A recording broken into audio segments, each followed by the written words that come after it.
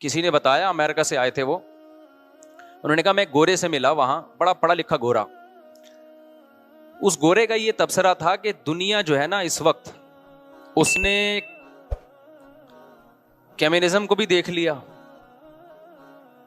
اور عیسائیت اور یہودیت کو بھی دیکھ لیا.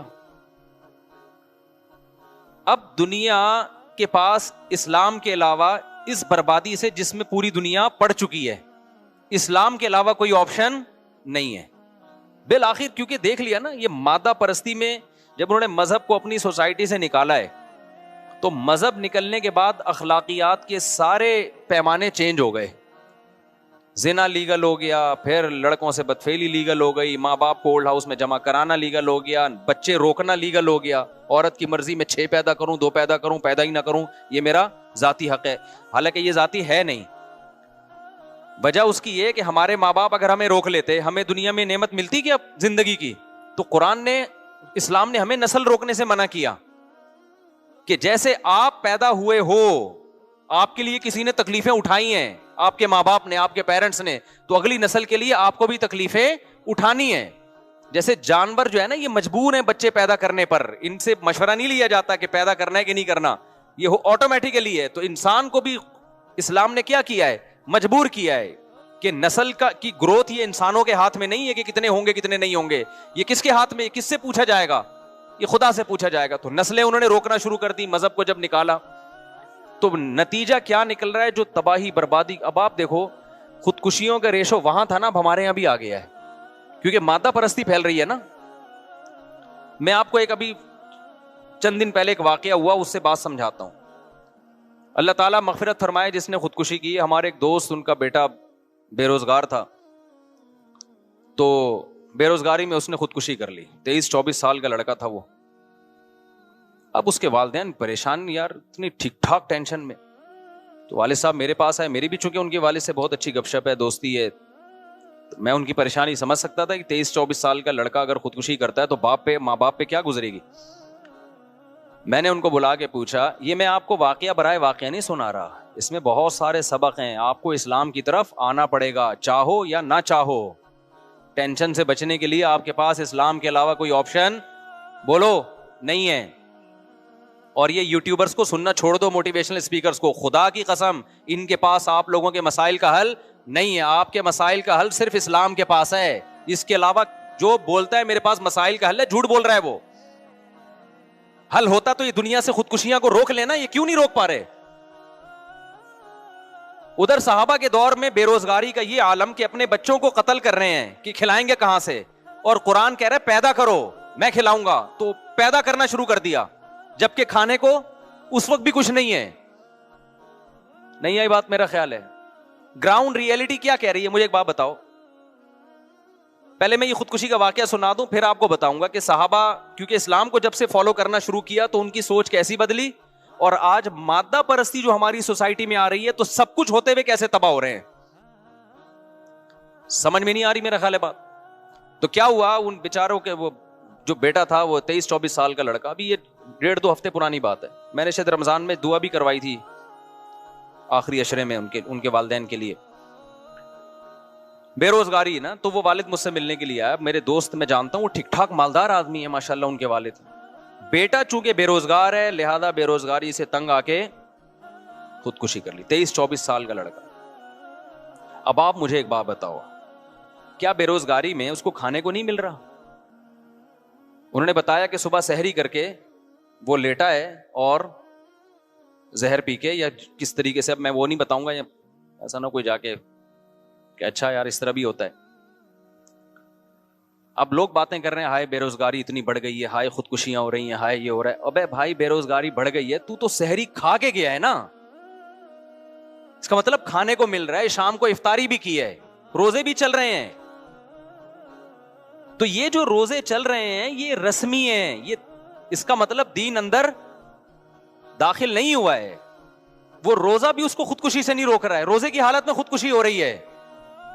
کیوں؟ ٹینشن, ڈپریشن کہ میرا فیوچر مجھے تاریک نظر آ رہا ہے, میں 24 سال کا ہو گیا, ادھر کاروبار میں پیسہ لگایا وہ بھی ڈوب گیا. اس نے بہت ساری جگہوں پہ ابا سے پیسہ لیا, محلے والوں سے پیسہ لے کے, قرضے لے کے, جگہوں جگہوں پہ انویسٹ کیا, لیکن کوئی آؤٹ پٹ اس کا نہیں نکلا. اور وہ اس کی شاہد انور کی تقریریں بھی سنی ہوں گی, اس نے جو ہے وہ غریب آدمی بی سے بغیرت ہوتا ہے, اس کا نتیجہ دیکھ لیا آپ لوگوں نے. اس نے تو بیچارے نے اسٹرگل ہر طرح سے کر کے دیکھ لی. اس کے والد نے مجھے بتایا 4-5 سال سے نا وہ پیسے کی تلاش میں تھا کہ میں اپنا کوئی بزنس کروں. باپ سے بھی پیسہ لیا انویسٹمنٹ کے لیے, لوگوں سے بھی لیا, بیرون ملک گیا, بحرین گیا, 20 طریقے استعمال کر لیے. لیکن قرآن کیا کہہ رہا ہے, یبسط الرزق لمن یشاء ویقدر, جس کے لیے چاہوں گا رزق کے دروازے کھولوں گا اور جس کے لیے چاہوں گا تنگ کر دوں گا. لیکن یوٹیوبرز کو جو لوگ سنتے ہیں ان کے حالات دیکھ رہے ہو آپ, پیسہ ہی سب کچھ ہے. ساری دنیا میں یہی سکھایا جا رہا ہے بھائی. جب خدا کو ڈکشنری سے نکالو گے تو آپ کا خدا کیا ہے, پھر دولت ہے, پھر پیسہ آپ کا خدا ہے. تو پیسے کو خدا بنا لیا, پیسہ نہیں ہے, پیسہ نہیں ہے. پھر ظاہر ہے ماں باپ کی طرف سے بھی تانے ملتے ہیں کہ یار تو 24 سال کا ہو گیا, تو نے ہمیں لاکھوں روپے کا مقروض بنا دیا, کرت کچھ دینے کا نہیں رہا ہے, کوئی رزلٹ نکل نہیں رہا ہے. وہ تانے الگ, محلے والوں کے الگ, اور پھر یہ شاہد انور جیسے لوگوں کو بھی سنا ہوگا, بی سے بغیرت وغیرہ. رزلٹ کیا نکلا ہے, صبح سحری کھا کے سویا تو اسٹیٹس پہ نا, واٹس ایپ کے اسٹیٹس پہ لڑکوں نے بتایا کہ اس نے اپنی موت کی, یعنی مرنے کا جو وقت تھا نا, یا کوئی کھا رہا ہوگا اس وقت کی وہ تصویریں لگائی ہوئی ہیں اس نے. تو جا کے دیکھو تو وہ بیچاروں نے جا کے جب کھڑکی توڑ کے اندر گئے تو مرا ہوا پڑا ہوا تھا. وہ باپ کا حال کیا ہوا, میں نے تو اس کے ابا کو بلایا, میں نے کہا بالکل اس میں آپ کا کوئی قصور, کیونکہ ماں باپ یہ سمجھ رہے ہوتے ہیں شاید ہمارا قصور ہے, ہم نے اس کو تانے زیادہ دے دیے تھے. میں نے کہا بھائی جتنے بھی تانے دیے ہوں, بھاگ جاتا گھر سے, فون کر دیتا جی میں اس وقت آؤں گا جب مجھے تانے نہیں ملیں گے. کچھ بھی 20 راستے ہیں, اتنی سی ٹینشن برداشت نہیں ہوتی یار کہ تم خودکشی کی طرف جا رہے ہو. خدا تھوڑی چھوڑے گا. لوگ ترس کھا رہے ہیں, ہائے بے روزگاری میں مر گیا. میں نے کہا ترس مت کھاؤ, ترس اس پہ کھایا جاتا ہے جس پہ اللہ ترس کھائے. جب اللہ ترس نہیں کھا رہا تو ہمیں بھی ترس کھانے کی ضرورت نہیں. اللہ کہہ رہے تو نے دنیا کی اس مردار کی محبت کو تو نے دل میں گھسایا کیوں؟ محبوبہ چھنتی ہے تو ٹینشن ہوتی ہے نا, تو محبوبہ چھنی ہے, پیسہ نہیں ہے, اس کی ٹینشن ہو رہی ہے. اللہ کہہ رہے ہیں یہ تو مچھر کے پر کے برابر میری نظر میں اس کی ویلیو نہیں ہے. اس دنیا کی مسافر خانہ ہے. ان بنگلوں کی, ان گاڑیوں کی, ان عزتوں کی, ان شہرتوں کی اللہ کی نظر میں مچھر کے پر کے برابر بھی ویلیو نہیں ہے. نبی صلی اللہ علیہ وسلم نے کچرے کے ڈھیر پہ بکری کا مرا ہوا بچہ پڑا تھا. آپ نے صحابہ سے فرمایا کون ہے جو اتنے درہم میں اس کو خریدے گا؟ صحابہ نے کہا یا رسول اللہ اس کو تو کوئی فری میں بھی نہیں لے گا, بدبودار مردار. آپ نے فرمایا اللہ کی نظر میں دنیا کی ویلیو اس سے بھی کم ہے جس کے پیچھے جانے دے رہے ہیں لوگ. کیا یہ نہیں پتا تھا کہ یار یہ مسافر خانہ ہے اور آپ کو کھانا پینا تو مل رہا ہے نا, شیلٹر تو ملا ہوا ہے گھر میں, بڑے آرام سے جا کے کیا ہو جاتی ہیں, ساری زندگی کے لیے ماں باپ کو ایک عذاب میں ڈال دیا. وہ ایک الگ ڈپریشن میں آ رہے ہیں کہ یار ہماری وجہ سے ہم نے تانا دیا تھا. ماں باپ کو بھی چاہیے تانے نہ دیا کریں, میں اس کے حق میں نہیں ہوں. بیٹا کما کے دے رہا ہے ٹھیک ہے, نہیں ہے کوئی بات نہیں, جب تک ہم بیٹا کھلا سکتے ہیں کھلائیں گے, جب تجھے مل جائے تو کر لینا.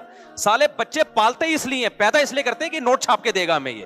ابے یہ فیملی پلاننگ والوں کے جو سائیڈ افیکٹ ہے نا, خدا کی قسم کہاں کہاں گئے ہیں. میں جو اس کے خلاف اتنا بولتا ہوں نا, مجھے فیملی پلاننگ والوں سے کوئی ذاتی بغض نہیں ہے کہ میرا قرضہ لے کے مجھ سے قرضہ لے کے پی گئے ہیں. یہ جو نسل روکنے کا جو فلسفہ ہے نا, اس کو سمجھو.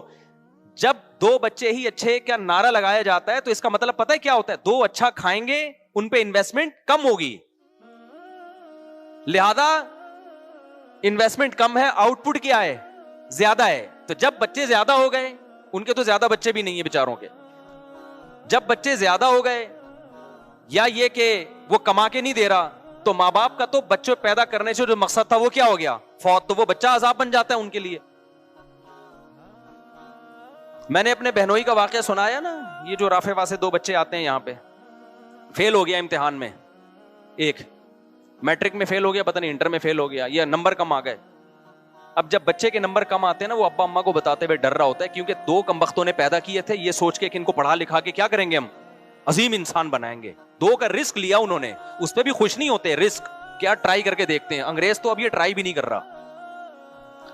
سمجھتے ہو نہیں آ رہی سمجھ میں تو بتا دو یار, میں چھوڑ دیتا ہوں یہ باتیں. میں تو وہ باتیں کروں گا نا جو میری کھوپڑی میں آ رہی ہیں. تو میں یہ جو فیملی پلاننگ کے خلاف اتنا بولتا ہوں میرے بھائی, یہ صرف نسل بڑھانے کا مسئلہ نہیں ہے, اس کے پیچھے ایک سوچ ہے. آپ کو کنجوس بنایا جا رہا ہے, آپ کو دنیا پرست بنایا جا رہا ہے. آپ کو کہا 2 ہوں لیکن تربیت یافتہ, اور تربیت یافتہ کا مطلب اچھے اخلاق نہیں. تربیت یافتہ کا مطلب سٹی اسکول اور بیکن ہاؤس میں پڑھے گا اور 18वां 22 ग्रेड का ऑफिसर बनेगा, फिर नोट छापेगा। जो नोट छापेगा तो ये तरबियत याफ्ता, और जो टमाटर का थैला लगाएगा वो गरीब है, वो बेगैरत भी है और वो नाकाम इंसान है। जबकि हम जो आपको सोच दे रहे हैं, ओ भाई रक्षा चलाए, टमाटर बेचे या कुछ भी ना करे, फाकों में टाइम, हमारे नबी ने 40-40 दिन फाके किए हैं भाई, सबसे कामयाब इंसान थे। ये कामयाबी और नाकामी का मैयार ही नहीं है कि तुम्हारी तोंद भरी हुई है कि तुम्हारी तोंद खाली है।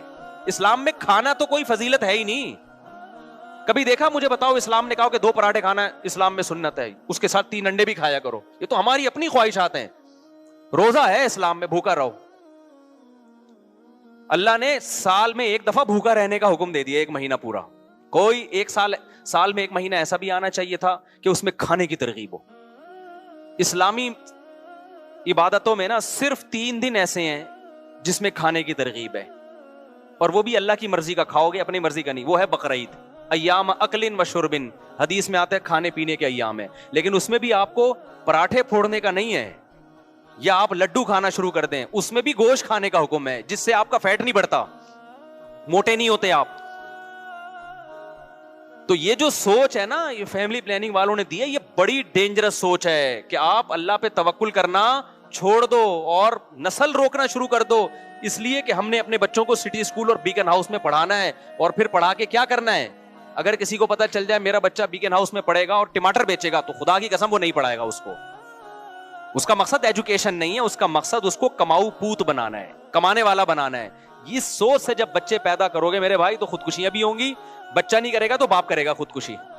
कि कमबख्त 2 मैंने पैदा किए थे इस सोच से कि बहुत ऊंचे निकलेंगे, ये निकले क्या? तो मैं अपने भांजे का वाकया सुना रहा था। इम्तिहान में फेल हो गया बच्चा।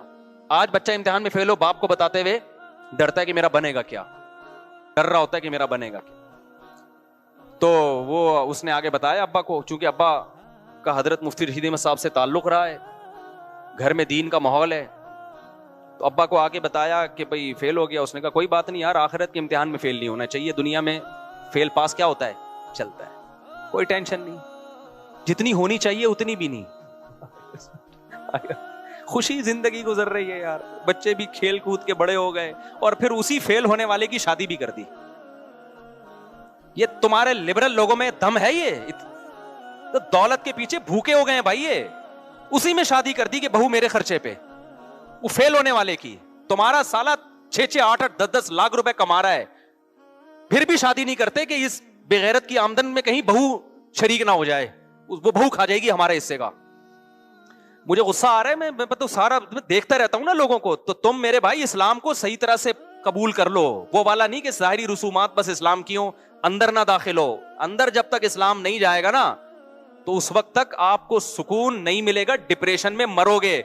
जापान में सबसे ज्यादा खुदकुशियां होती हैं, वो अपने आप से खुदकुशियां नहीं अपने आप को खुदकुशियां से नहीं रोक सके, अपने आप को डिप्रेशन से नहीं रोक सके, तो तुम्हें ये डिप्रेशन से कैसे रोकेंगे? नहीं आ रही मेरा हाल है बात समझ में? इससे तो वो गवर्नमेंट का पढ़ा हुआ बच्चा अच्छा है जो खिड़कियों से भाग भाग के पढ़ा होता है। वो गवर्नमेंट स्कूलों के बच्चों को देखो, उनमें आपको डिप्रेशन भी कम नजर आएगी। जाते हैं तो बाज़ दफा तो स्कूल ही नहीं होता।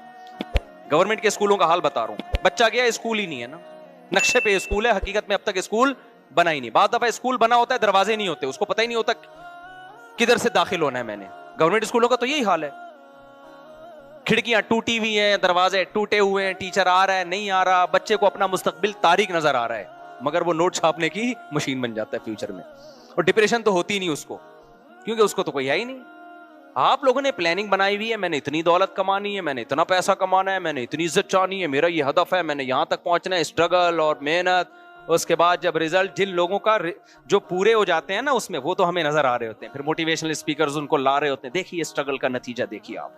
ये असल में सब गोरा कहता है कि मेहनत करो, मेहनत। इन्होंने मेहनत की, आज कहां तक पहुंचे हुए। अबे तू उन 100 आदमियों को भी लेकर आ, उस खुदकुशी करने वाले नौजवान की तरह, जिन्होंने दिन रात मेहनत की और ईमानदारी से मेहनत की, मगर रिजल्ट क्या निकला? 0। उनको भी तो लेकर आओ ना। फिर मैं पूछता हूं, वो मार्केट से क्या होते हैं? शॉर्ट होते हैं। गोरों में भी शॉर्ट, वो गोरे भी नहीं लाते उन लोगों को। ये जो गोरों में खंभों से लटक लटक के मर रहे हैं जापान में और स्वीडन में, सारे वही हैं। स्ट्रगल थी, रिजल्ट क्या था? 0। और बल्कि इनमें तो ऐसे बहुत से लोग हैं, स्ट्रगल थी, रिजल्ट भी पूरा आया, फिर भी खंभे से चिपक के मरा है। یہ میں کھمبا کی مثال کراچی کے حساب سے دے رہا ہوں, وہاں کھمبے سے چپک کے نہیں مرتے, وہاں تو ہے نا وہ تو اوپر سے چھلانگ لگائے گا. میں نے تو ایسی جگہ دیکھی ہیں, اب ولاگ میں یہ جگہ ہم دکھا نہیں سکتے, ویزے بند ہو جائیں گے, ٹھیک ہے نا.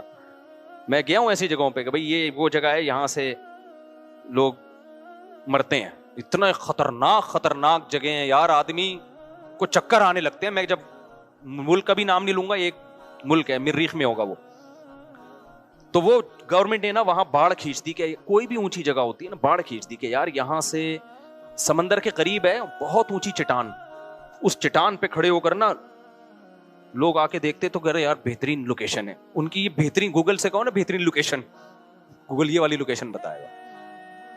کیسے یار الٹا لٹک کے جاتے ہیں, نیچے پٹاخ سے سر لگا اور پرخچے اڑ گئے. میں تو سوچتا تھا بھائی تو نیچے جانے میں جو ٹائم لگے گا اس کی ٹینشن کیسے برداشت کر رہا ہے. یعنی خودکشی کرنے والا تو یہ سوچتا ہے نا کہ یار ٹھا سے مر کے ختم ہو جاؤں گا. ابے تو یہ جو نیچے جائے گا جب تو یہ بھی تو اچھا خاصا فاصلہ ہے. پھر گورنمنٹ نے باڑ لگائی, لوگ اس باڑ کو کراس کر کے آ رہے ہیں, پھر باڑ اور اونچی کر دی. عجیب حساب ہے یار. اور کمال کی بات ہے یار, جس ملک میں جتنی کم ٹینشن ہے خودکشیاں اس میں اتنی ہی زیادہ. پھر میں بتاؤں, نام نہیں لے سکتا میں, جس ملک میں جس کے آپ خواب دیکھتے ہو نا یار, ہمیں وہ جگہ چاہیے. اور یاد رکھو کل تم نے بوڑھا ہونا ہے کہ نہیں ہونا, مجھے بتاؤ. گورے کی جوانی کی عیاشی, جو عیاش ہے بھی نا ان کے بڈھوں کو دیکھا کرو جا کے. کل ہی وہ میں ولاگ بنا رہا تھا نا, مرغے انڈے پہ مرغیاں بیٹھی ہوئی دکھا رہا تھا میں ولاگ میں. تو ایک شخص نے کہا کہ میں ایتھیسٹ تھا, تو آپ کے بیان سن کے میں ایتھیزم سے توبہ کر لی, اور کہہ رہے میں نے گوروں کا دیکھا ہے وہاں جو ایتھیسٹ لوگ ہیں نا اپنے بوڑھے ماں باپ کے ساتھ بہت ہی برا سلوک کرتے ہیں.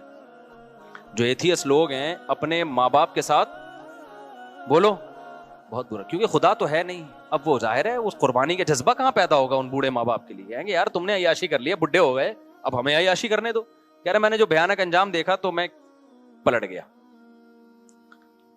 تو ان کا بڑھاپا دیکھو, بڑھاپا بہت ڈینجرس ہے میرے بھائی. تو کل تمہارا بھی بڑھاپا ہے, خود مذہب کو فالو نہیں کرو گے نا اور اپنے بچوں کو مذہب پہ نہیں لاؤ گے تو بڑھاپا تمہارا بہت خطرناک. اچھا, جو بوڑھے مادہ پرست ہیں, جن کے گھر میں مذہب نہیں ہے اور ان کی عزت ہو رہی ہے اور بڑے تمیز سے ہنسی خوشی زندگی گزار رہے ہیں, تو یہ وہ لوگ ہیں جنہوں نے اولاد کو باپ بنا کے زندگی گزارنا شروع کر دی ہے. ان کی پھر عزت ہوتی ہے. سمجھ میں آ رہی ہے بات؟ نہیں آ رہی میرا خیال. ہمارے ابا کی طرح ہوتے ہیں نا جو اپنے آپ کو, میرے والد صاحب اپنے آپ کو ابا سمجھتے تھے اور ہمیں کیا سمجھتے تھے, اولاد. اسی وجہ سے جب کوئی دیکھتے تھے الٹا سیدھا کام ہو رہا ہے, ابا ہمیں ربڑ کے پائپ سے, وہ یہ جو پائپ ہوتا ہے نا, یہ والا پائپ نہیں جو پانی والا پائپ ہوتا ہے, اس کے ٹکڑے پہلے سرے عام ملتے تھے. اس کے ٹکڑے جو تھے نا سستے ریٹ پہ بھی مل جاتے تھے اور مفت میں بھی مل جاتے تھے. تو ہمارے ابا کو کہیں باہر گلی میں نظر آ جاتا تو احتیاطاً گھر میں اٹھا کے لے آتے تھے ابا ہمارے, کہ کسی بچے نے اگر کوئی الٹی سیدھی حرکت کی سمجھانے. ایسے ہمارے ابا سخت مزاج نہیں تھے کہ مار پیٹ کرتے ہوں, لیکن بوقت ضرورت یہ بتانے کے لیے کہ ابا کون ہے, میں ہوں. تو وہ انہوں نے ایک رکھا ہوا تھا, وہ اٹھا کے کبھی کبھار طبیعت سے ہمیں پیل دیا کرتے تھے. ایسے ابا کا احترام گھر میں ہو آج کی نسل میں, پھر میں مانوں گا کہ یہ ابا کیا ہے, ابا ہے. آج جو اباؤں کا احترام ہو رہا ہے نا, ابا نے اپنے آپ کو بیٹا سمجھنا شروع کر دیا ہے اور بیٹے کو کیا بنا لیا ہے, باپ. یعنی گھر میں آرڈر پھر بیٹے کا چل رہا ہوتا ہے, ابا کی ویلیو کیا ہو گئی, ختم. وہ بیٹے کے سامنے نا ہر وقت ایسے بیٹھا ہوتا ہے جھک کے. بیٹا جو ہے نا, ابا جو ہے نا بیٹے کے سامنے کیسے بیٹھا ہوتا ہے, تمیز. اب چونکہ وہ ابا ہی نہیں رہا تو اب ظاہر ہے پھر تو ریسپیکٹ ہی ہوگی جیسے دوستوں کی ہوتی ہے, بچوں کی ہوتی ہے. تو وہ کیونکہ میرے سامنے کیس آتے ہیں جو بیٹا زیادہ چیخ رہا ہوتا ہے اور باپ اپنی آواز کو دھیمی رکھتا ہے کہ میں نے اونچی آواز سے بولا نا تو میرے بیٹے کو آ جائے گا غصہ. میں وہیں سمجھ جاتا ہوں اس گھر میں باپ بعد میں پیدا ہوا ہے, بیٹا پہلے پیدا ہو گیا. سسٹم کیا ہو گیا ہے, ڈاروین کے نظریہ ترقی کرتے کرتے نا اب اتنی ہو گئی ہے کہ ابا پہلے. اور یہ حدیث سے بھی ثابت ہے, انتلد الامۃ ربتہا, آپ صلی اللہ علیہ وسلم نے فرمایا قرب قیامت کی علامت یہ ہے کہ باندی اپنے آقا کو جنے گی. کیا مطلب, باپ اپنے بیٹے کو جنے گا, باپ جو ہے اپنے باپ کو جنے گا اور ماں اپنی ماں کو جنے گی. بیٹیاں ماؤں پہ حکومت کریں گی, بیٹے باپوں پہ, بہویں ساسوں پہ حکومت کریں گی. آج کل مذہبی اسکالرز بھی آ رہے ہیں, ساس کا کوئی حق نہیں ہے, سسر کا کوئی حق نہیں ہے, سارا فیملی سسٹم کی ایسی کی تیسی کر. ایک مذہبی اسکالر ہے وہ بتا رہے تھے کہ عورت کما بھی سکتی ہے. ہم نے تو بیان دیا نا کہ عورت نہیں کما سکتی اگر شوہر کی پرمیشن نہیں ہے, کیونکہ اس کا نان نفقہ جو شوہر کے ذمے ہے وہ اسی لیے ہے کہ بھائی تم گھرداری کرو گی, بچے پیدا بھی کرو گی, ان کو پالو گی بھی, اور گھر کے سارے کام تم سنبھالو گی, اور باہر کے سارے کام کون سنبھالے گا؟ میں. یہ اسلام کی تقسیم ہے. وہ ایک بڑے لبرل قسم کے اسکالر ہیں, انہوں نے بیان دیا کہ نہیں جی, عورت اگر جاب کرنا چاہے تو مرد اس کو نہیں روک سکتا. جب یہ پھینکو ہوتے ہیں نا, شریعت تو ہوتی نہیں, تو ان کو نہیں پتا ہوتا میری بات کا کہ ضمنی نقصانات کیا ہوں گے, اور کوئی پڑھا لکھا بھی بعض دفعہ بیان سن رہا ہوتا ہے, وہ اعتراض. اچھا, انہی اسکالر سے پوچھا گیا عورت کا نان نفقہ کس کے ذمے ہے, تو انہوں نے کہا شوہر کے ذمے. کسی نے کہا حضرت میں نے آپ کا پہلے نیچے کمنٹس میں لکھا ہوا تھا کہ ایک طرف شوہر کے ذمے بھی نان نفقہ ہے اور وہ خود بھی کمائے گی, تو یہ کرے گی کیا بیٹھ کے؟ شوہر کے کس کام کی ہے پھر یہ؟ یعنی جب شوہر پہ ذمہ داریاں ڈالی جا رہی ہیں تو اس کے بدلے میں اس کو بھی تو کچھ بینیفٹس ملے نا میاں کو. اس کو کچھ بھی نہیں, وہ جب گھر پہ آئے گا تو بیگم گئی ہوئی ہیں آفس. وہ نسل اس لیے نہیں بڑھا رہی کہ بھائی میرے اصل میں ایکچولی آفس میں کام اتنا زیادہ ہے, میں بچے نہیں پال سکتی نا, میری کلینک ہے, ایکچولی میں نے پیشنٹس کا علاج کرنا ہے, میرا آپریشن ہے وہاں ایک سیریس, وہ وغیرہ وغیرہ 20 قسم کے مسائل ہو سکتے ہیں. جیسے وہ ایک اسکالر نے فتویٰ دے دیا کہ جی آپ جو ہے نا کورونا کے دنوں میں امامت کر سکتے ہیں آپ ویڈیو کال کے ذریعے بھی. امامت ایک بڑے یعنی مذہبی علماء تو کہہ رہے تھے نا کہ اتحاد مجلس ضروری ہے, ایک ہی مکان ہو جہاں امام اور مقتدی ہوں. انہوں نے کہا نہیں جی, سائنسی ترقی کا دور ہے, آپ امامت کریں اور ویڈیو آن کر دیں تو لوگ گھروں میں جو ہے نا اس ویڈیو کو دیکھ کے کیا کریں گے, امامت کریں گے. تو وہ تو انہوں نے پھینک دی لمبی. لوگ کہہ رہے ہیں یہ ہیں پڑھے لکھے مولوی, اور یہ جو دقیانوس قسم کے مولوی, خلافت عثمانیہ کو برباد کرنے والے بھی یہ دقیانوس مولوی اور وغیرہ وغیرہ نا, یہ سائنس اور ٹیکنالوجی کے ساتھ نہیں چل سکتے, یہ بس چاہتے ہیں اپنی دکانیں. ایسے لوگوں کی کمنٹس. تو کسی پڑھے لکھے نے اس پہ کلپ بنایا, اس نے کہا یار ایک آدمی اسلام آباد میں ہے امام, وہ وہاں نیت مانتا ہے امامت کی, اور لائیو ویڈیو چل رہی ہے, کراچی والے بھی دیکھ رہے ہیں, وہ یہاں نیت باندھ لیتے ہیں. قبلہ کراچی سے جو ہے نا 1000 کلومیٹر قریب ہے, اور اسلام آباد سے 1000 کلومیٹر تقریباً دور ہے. تو امام پیچھے نہیں ہے بلکہ 1000 کلومیٹر پیچھے مقتدیوں سے کھڑا ہوا ہے. یہ کون سی امامت کی قسم ہے یار کہ امام جو ہے نا پیچھے اور آدھے مقتدی. یہ تو وہی ہو گیا بیٹا کس کو جن رہا ہے, اپنے باپ کو پیدا کر رہا ہے. تو اس کے بعد سے پھر ان کا نیا کلپ نہیں آیا. میرا خیال ہے ان تک وہ پہنچ گیا, انہوں نے سوچا ہوگا یار میں نے اس دفعہ بہت اتنی کر دی ہے کہ یہ افورڈ کرنا میرے لیے بہت مشکل ہے. تو میں جلدی سے وہ واقعہ ختم کروں کہ خودکشی کی لڑکے نے بے روزگاری کی وجہ سے. میں سمجھتا ہوں یہ بے روزگاری کی وجہ سے خودکشی نہیں ہے, یہ مادہ پرستی کی وجہ سے خودکشی ہے, جو آپ کو سوشل میڈیا سکھا رہا ہے. اور آپ جس انگریز کو فالو کر رہے ہو نا, اسلام کو چھوڑ کر کے, اس نے بڑی ترقی کی ہے, وہ انگریز آپ کو ڈپریشن کا مریض بنا رہا ہے. لوگ مجھے کہنے لگے یار بے روزگاری بے روزگاری. میں نے کہا صبح سحری کھا کے سویا ہے, اس کا مطلب کھانے کو باپ مالدار ہے. کل باپ کے مرنے کے بعد ساری وراثت تمہیں ملنے والی ہے, اور شاید اکلوتا بیٹا تھا وہ, ساری وراثت تمہیں ملنے والی ہے. ایسے بہت سارے واقعات آ رہے ہیں. اب لوگ تو کہہ دیں گے کہ یار یہ کیا کریں بے روزگاری میں. وہ بھائی تمہیں جب تک کھانا پینا مل رہا ہے, تمہاری اپنی ضرورتوں کو محدود کرو. یہ دنیا مسافر خانہ ہے, میری اور آپ کی ضرورت 2 وقت کی روٹی ہے. نبی صلی اللہ علیہ وسلم نے فرمایا 2 وقت کی روٹی کسی کو مل جائے اور سر چھپانے کے لیے جگہ مل جائے, اور جسم کسی بڑی بیماری سے محفوظ ہو, تو ایسے ہے جیسے اللہ نے پوری دنیا کی دولت سمیٹ کر دے دی. بس اب اگر آپ ٹینشن لوگے تو اس کا مطلب آپ ذہنی طور پر بیمار ہو, حقیقت میں آپ کو پریشانی نہیں ہے. اب آپ اس چیز کی ٹینشن لے رہے ہو. اور جو لوگ کہتے ہیں نا تانے مل رہے ہیں ماں باپ کی طرف سے, تو بھائی نکل جاؤ گھر سے. اچھا, ان کے ابا کو میں نے کیا مشورہ دیا وہ بھی میں بتا دوں. اب بیٹے کی ٹینشن تو بیٹا تو گیا خودکشی کی, ابا آئے کہہ رہے ہیں مجھے ایک تو بیٹے کی موت کی ٹینشن, اب رشتے دار مجھے تانے دے رہے ہیں کہ تم نے چونکہ اس کو بے روزگاری کا تانا دیا تھا نا. اچھا, ابا بے روزگاری کا تانا نہیں دے رہے تھے, ابا یہ دے رہے تھے ایک تانا کہ یار لاکھوں روپے لے کے مجھے مقروض بنا دیا تم نے. ابا منع کر رہے تھے قرضہ نہ لو کسی سے, جتنا اللہ نے دیا ہے اسی میں کاروبار کی کوشش کرو, قرضے نہ چڑھاؤ. یہ بات بالکل ٹھیک تھی نا ابا کی.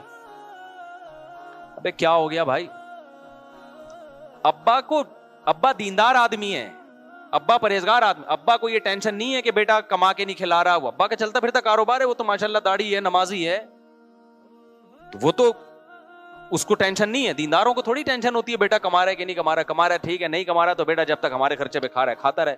ہاں ابا, ہمارے ابا کی طرح ہینڈر سے کوٹتے رہیں گے ہر تھوڑے دنوں کے بعد احتیاطاً کیا ہوگا, کٹتا رہے گا آدمی جیسے ہم کٹتے تھے. ہمیں تو ابا سے جب پٹے ہیں تو کبھی خیال نہیں آیا کہ ابا نے ہمیں مارا کیوں, تھوڑی دیر ٹینشن ہوئی, اس کے بعد نارمل لائف کہ بھائی ابا ہے یار, ابا کے احسانات کیا ہیں. گھر ہمیں ابا کی وجہ سے ملا بھائی, نام ہمیں ابا کی وجہ سے ملا, عزت ہمیں. آپ کے ابا لیس اگر ہوں, انگریزوں میں تو ابا ہونے نہ ہونے سے کوئی فرق نہیں پڑتا, عزت میں بھی کوئی کمی نہیں آتی. لیکن ہماری سوسائٹی میں اگر کسی کو پتا چلے یہ وداؤٹ ابا ہے, اس کے ابا کا پتہ ہی نہیں ہے, کوئی 2 ٹکے کی عزت رہے گی اس کی. مجھے لگ رہا ہے آپ لوگ کے یہاں رہے تو بولو نا, نہیں ہوگے یار, کیا عزت ہوگی. آپ کہیں رشتہ لینے کے لیے جاؤ, جی آپ کے والد صاحب کیا کرتے ہیں, میرے والد صاحب ہیں ہی نہیں. وہ سمجھیں گے شاید انتقال ہو گیا, کہ انتقال بھی پتہ ہی نہیں, بس والدہ نے بتایا میں ماں ہوں, ابا کا ہم نے نہ پوچھا نہ کبھی کوئی تحقیق کی. رشتہ ملے گا آپ کو, وہ کہے گا بھائی پھر آپ جائیں ایسے لوگوں کے یہاں جن کے ابا نہیں ہوتے, وہ لوگ دے دیں گے آپ کو. ہم لوگ کے یہاں چونکہ ہوتے ہیں اس لیے ہم لوگ یا تو قبر دکھا یا ابا دکھا, یا تو زندہ دکھا یا مردہ دکھا. تو انسان کو باپ سے کیا ملتی ہے, عزت. باپ, کسی نے بڑی پیاری بات کہی ہے کہ آپ کا دوست چاہتا ہے کہ آپ اس سے نیچے رہیں. دوست کبھی نہیں چاہے گا کہ یہ کاروبار میں, تعلیم میں, عزت میں میرے برابر آ جائے. وہ تھوڑا سا آپ کو کیا چاہے گا, اس کو پتا ہے یار یہ میرے برابر آ گیا نا تو پھر یہ مجھے آنکھیں دکھائے گا.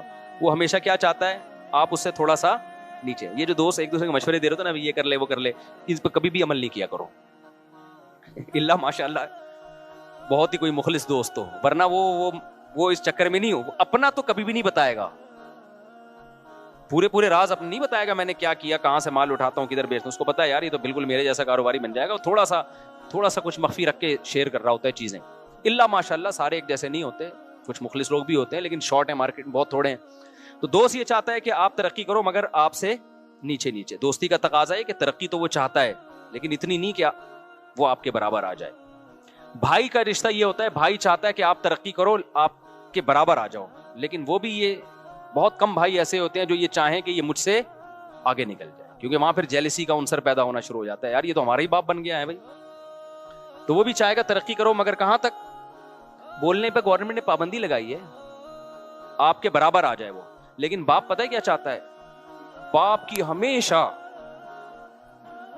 یہ خواہش ہوتی ہے کہ میری جو اولاد ہے وہ مجھ سے آگے نکلے.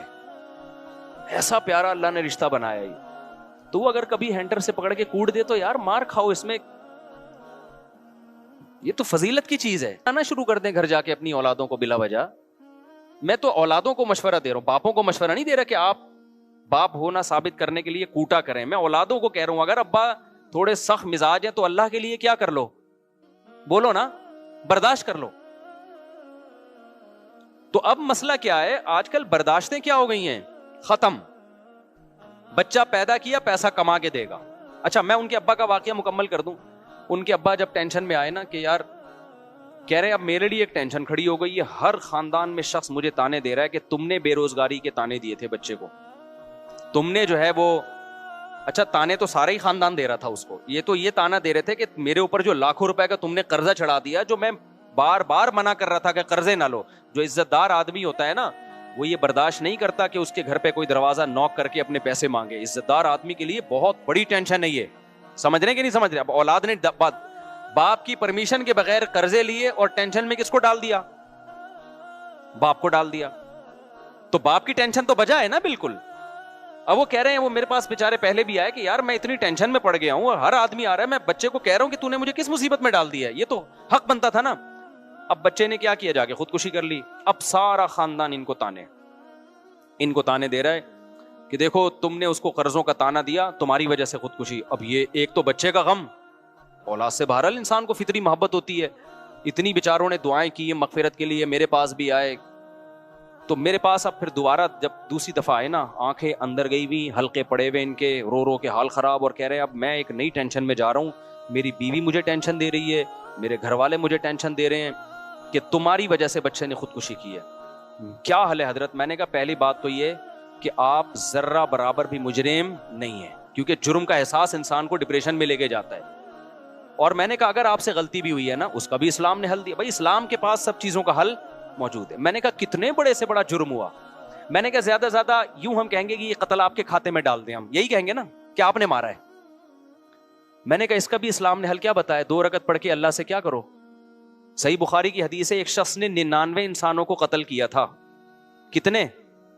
ایسا نہیں کہ ان کو ٹینشن دی، بے روزگاری کا تانا دیا، پھر وہ کھمبے سے جا کے چپکے، خود ٹھا کر کے مارا ان کو. یار تم لوگ کو بات سمجھ میں نہیں آتی. دیکھو قتل 2 طرح کے ہوتے ہیں. ایک ہے آپ قتل کا ذریعہ بنے ہیں، ایک ہے قتل کیا ہے آپ نے. پھر ذریعے کی بھی 2 قسمیں ہیں، ایک ہے مضبوط ذریعہ بنے ہیں، ایک ہے بہت کمزور ذریعہ بنے ہیں. اس کو فقہ کی اصطلاح میں کہتے ہیں فعل فاعل مختار. فعل فاعل مختار کیا مطلب؟ ایک بندہ ہے، آپ نے اس کی کنپٹی پہ گولی رکھ کے ٹھا کر کے مار دیا، وہ مر گیا. اس قتل پہ کیا ہے؟ شریعت کیا کہتی ہے؟ آپ کو بھی ٹھا کر کے مارا جائے گا، کیونکہ خود سے آپ نے یہ عمل کیا ہے. آئی بات سمجھ میں؟ ایک ہے آپ نے کسی کو ترغیب دی کہ تو فلاں بندے کو مار دے، جا کے بہت ثواب ملے گا تجھے. ترغیب دی، میں تجھے اتنے پیسے دوں گا. وہ گیا، اس نے ٹھا کر کے بندہ مار دیا، تو وہ لٹکے گا. آپ قصاصاً قتل نہیں کیے جاؤ گے. کیوں؟ اس لیے کہ آپ نے جو ترغیب دی ہے نا، آپ نے اس کو مجبور تھوڑی کیا ہے. قاتل کو، قاتل نے بالکل اپنے اختیار سے مقتول کو قتل کیا ہے. اس میں آپ کی کوئی زبردستی نہیں، صرف موٹیویشن تھی آپ کی. تو موٹیویشن بھی جرم ہے. قتل نفس کا گناہ تو آپ کو ملے گا، لیکن دنیا میں اسلامی قانون میں یہ اس سے کم درجے کا جرم ہے کہ ایک آدمی ڈائریکٹ جا کے قتل کر رہا ہے اور ایک دوسرے کو قتل کرنے کی ترغیب. تو دنیاوی احکام میں یہ کم درجے کا جرم ہے. پوری دنیا میں اس پہ آپ کو لٹکایا نہیں جائے گا کہ جی ترغیب اس نے دی تھی. ہاں قیامت کے دن تو آپ کو بھی قتل کا گناہ ملے گا. قیامت کے جو اصول ہیں وہ تو کچھ اور ہے نا، لیکن دنیا کے اصول کیا ہیں؟ بولو، کچھ اور ہے. تو ترغیب کا تو گناہ ملے گا. اس پہ آپ کو عدالت چترول بھی لگا سکتی ہے، قید بھی کر سکتی ہے، سزا دے کے پھر چھوڑ دے گی، کیونکہ آپ نے بھائی اس کو صرف موٹیویشن کی ہے نا. کرنے والا کون ہے؟ وہ بندہ ہے. آئی بات سمجھ میں؟ تیسری صورت کیا بنتی ہے؟ ایک بندہ تھا، آپ چاہتے تھے اس کو مارا جائے. آپ نے قاتل کو کہا تو جا کے مار دے، اور میں نے اس کو پیچھے سے پکڑ کے رکھوں گا، باندھ کے رکھوں گا، تو اس کے سر پہ گولی مار دینا. مارنے والا کون ہے؟ قاتل. آپ کون ہو؟ پکڑنے والے. اب آپ بھی مباشر کہلاؤ گے. اب دونوں کو لٹکایا جائے گا، اس لیے کہ دونوں قتل میں پریکٹیکلی شریک ہیں. آئی بات سمجھ میں؟ ایک صورت کیا ہے؟ آپ نے کسی کو جا کے کہا، کہ تو مر جا، اس زندگی سے موت کیا ہے بہتر ہے. اس نے کہا اچھا یار یہ مسئلہ تو مجھے معلوم ہی نہیں تھا، اس زندگی سے موت کیا ہے بہتر ہے. اس نے بندوق اٹھا کر کے اپنے آپ کو مار لیا. اب تو چترول بھی نہیں لگیں گے آپ کو، بس گناہ ہوگا. کسی مولوی صاحب کے پاس جاؤ گے، مولوی صاحب کہیں گے توبہ کر یار، تو کس قسم کے مشورے دے رہا ہے لوگوں کو. اب دنیا کی کوئی عدالت یا اسلامی عدالت قاتل کو لٹکا سکتی ہے جس نے مشورہ دیا تھا؟ اس لیے کہ بھائی وہ فعل فاعل مختار، وہ آدمی خود مختار تھا، وہ نہ عمل کرتا آپ کے مشورے پر. گناہ تو ملے گا کہ آپ نے غلط مشورہ کیوں دیا، بہت بڑا گناہ ملے گا، چھوٹا گناہ نہیں ملے گا. لیکن نہ دنیا میں قتل کا کیس بنے گا، نہ آخرت میں سزا ملے گی. آپ کہہ سکتے ہو اللہ میں نے برائی کا مشورہ دیا تھا، بندے نے اپنے آپ کو ٹپکا دیا، نہ میں نے بندوق پکڑائی اس کو، نہ میں تو پھر بھی یہ جرم ہے. ایسا نہ ہو کہ مشورے دینا شروع کر دیں آپ، لیکن لٹکایا نہیں جائے گا. اور اس سے بھی کم درجے کا جرم یہ ہے کہ آپ ایک آدمی کو ٹینشن دے رہے ہو، اور وہ ٹینشن بھی بنتی ہے.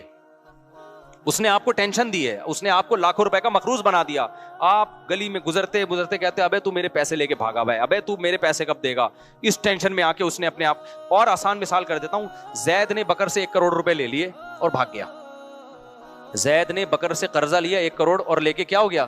بھاگ گیا. اب بکر اس کے پیچھے جہاں زید ملتا ہے، میرے پیسے کب دے رہا ہے؟ زید کہہ رہا ہے میرے پاس پیسے ہیں ہی نہیں، میں کیا کروں؟ ابے ہے نہیں ہے بھائی، یہ تیرا ہیڈک ہے، میرا ہیڈک کیا ہے، مجھے میرا پیسہ چاہیے.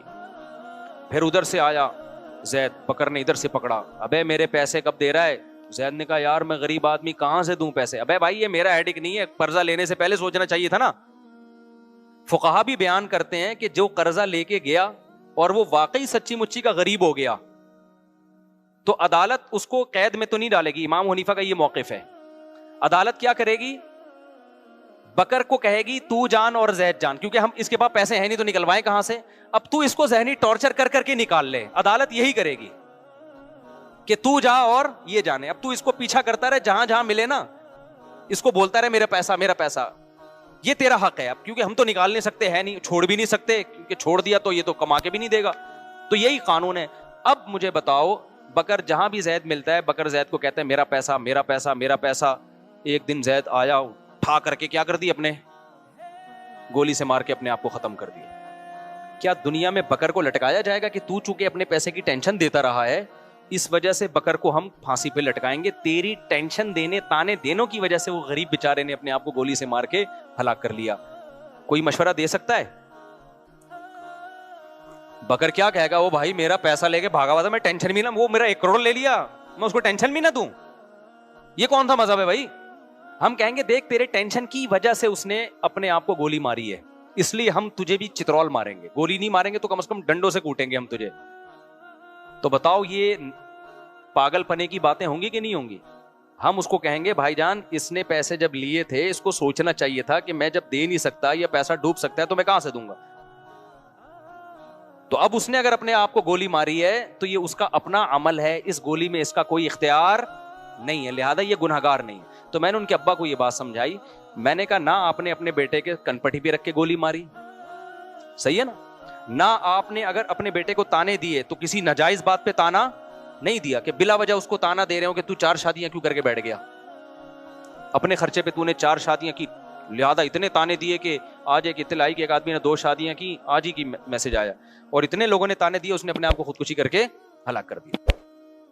یہاں تو تانا دینے والے غلط تھے نا, خودکشی کرنے والا تو جائے جہنم, اللہ بچائے اس کو, ہم تو نہیں بد دعا کرتے, لیکن رپورٹ تو یہی ہے کہ جہنم میں جاتا ہے. دنیا میں بھی جہنم 2 بیویاں, اور آخرت میں بھی کیا ہے, آخرت بھی جہنم ہے. یہ تو قابل ترس آدمی معلوم ہوتا ہے. تو لیکن ایسے موقع پہ تانے دینے والوں نے غلط کیا نا, تو وہاں تو تانا دینے والوں کی برائی کی جائے گی. یار ایک جائز کام پہ تم کیوں تانا دے رہے ہو؟ تو میں نے ان کے ابا کو کہا کہ میں نے کہا دیکھو آپ نے ایک تو ناجائز بات پہ تانا دیا, ناجائز بات پہ تانا نہیں دیا. اس نے آپ کی پرمیشن کے بغیر کروڑوں روپے کا قرضہ اپنے اوپر چڑھا کے آپ کو بھی ٹینشن, کیونکہ قرضے والے نہیں دیکھتے کہ بیٹے نے لیا کہ باپ نے, وہ تو باپ کو بھی پکڑتے ہیں جا کے, اور عزت دار آدمی کے لیے بڑی ٹینشن ہوتی ہے. میں نے کہا پھر بھی اگر آپ سمجھتے ہو کہ آپ سے اس میں زیادتی ہوئی, گناہ ہوا, تو ہر گناہ کا حل کیا ہے؟ بولو نا, توبہ ہے. حدیث میں آتا ہے ایک شخص نے 100 انسانوں کو قتل کیا تو عالم کے پاس آیا, عالم نے کہا کہ من یحول بینہ و بین التوبہ, اس نے کہا کیا میری توبہ قبول ہوگی؟ عالم نے کہا کیوں نہیں قبول ہوگی. اس نے توبہ کی اور اللہ نے اس کو جنت میں بھیج دیا. میں نے کہا یہ وہ 100 وہ تھے جن کو اس شخص نے بلا وجہ قتل کیا ہے صرف پیسوں کی لالچ میں. جب اس کی توبہ قبول ہو رہی ہے یار, تو تم نے تو اپنے بیٹے کو بندوق سے مارا بھی نہیں ہے, پہلی بات. نہ کسی کو کہا کہ جا کے بیٹے کو مارو, یہ اور کم درجے کا جرم. نہ کوئی ایسا کام کیا کہ بچے کو بندوق لا کے پکڑائی ہو کہ تو اپنے آپ کو مار دے, یہ بھی نہیں کیا. پھر ناجائز بات پہ تانا بھی نہیں دیا, جائز بات پہ تانا نہیں دیا کہ اس نے کوئی جائز کام کیا ہو یا اچھا کام کیا ہو, 4 شادیاں کر کے بیٹھا اور آپ نے تانے دے دے کے مار دیا اس کو, ایسا بھی نہیں کیا. ایسے کام پہ تانا دیا جس پہ تانا بنتا بھی ہے, آپ کو مصیبت میں ڈالا اس نے. پھر بھی اگر آپ سمجھتے ہو کہ جرم ہوا ہے, تو میرے بھائی 100 انسانوں کو اپنے ہاتھ سے قتل کرنے والے کی توبہ جب 2 رکعت پڑھ کے قبول ہو سکتی ہے تو آپ کی کیوں نہیں ہو سکتی؟ تو میں نے کہا 2 رکعت پڑھ کے اللہ سے ایک دفعہ گڑ گڑا کے معافی مانگ لو, اے اللہ اگر اس میں مجھ سے زیادتی ہوئی ہے تو تو مجھے معاف کر دے, اور اس کی اور کوئی کفارہ نہیں ہے. اس کا قتل کا تو کفارہ ہے نا, قصاصاً اپنے آپ کو پیش کرو, اس کا کوئی کفارہ نہیں ہے. تو میں نے کہا پھر یہ تسلی رکھ لو کہ اب آپ کا جرم کیا ہو گیا ہے, معاف. بھائی سمجھ رہے ہو کہ نہیں سمجھ رہے؟ یہ اسلام کی گائیڈنس ہے جو گورے کے پاس نہیں ہے, مادہ پرستوں کے پاس نہیں ہے. میں نے کہا اس 2 رکعت پڑھ کے آپ ایک دفعہ تسلی سے توبہ کر لو گے نا, اس کے بعد بھی اگر آپ ڈپریشن میں جاتے ہو کہ یار پتہ نہیں میں نے جرم تو نہیں کیا, اس کا مطلب اب آپ مجرم ہو. اب آپ کیا کر رہے ہو؟ مجرم ہو. خوب سمجھو اس بات کو.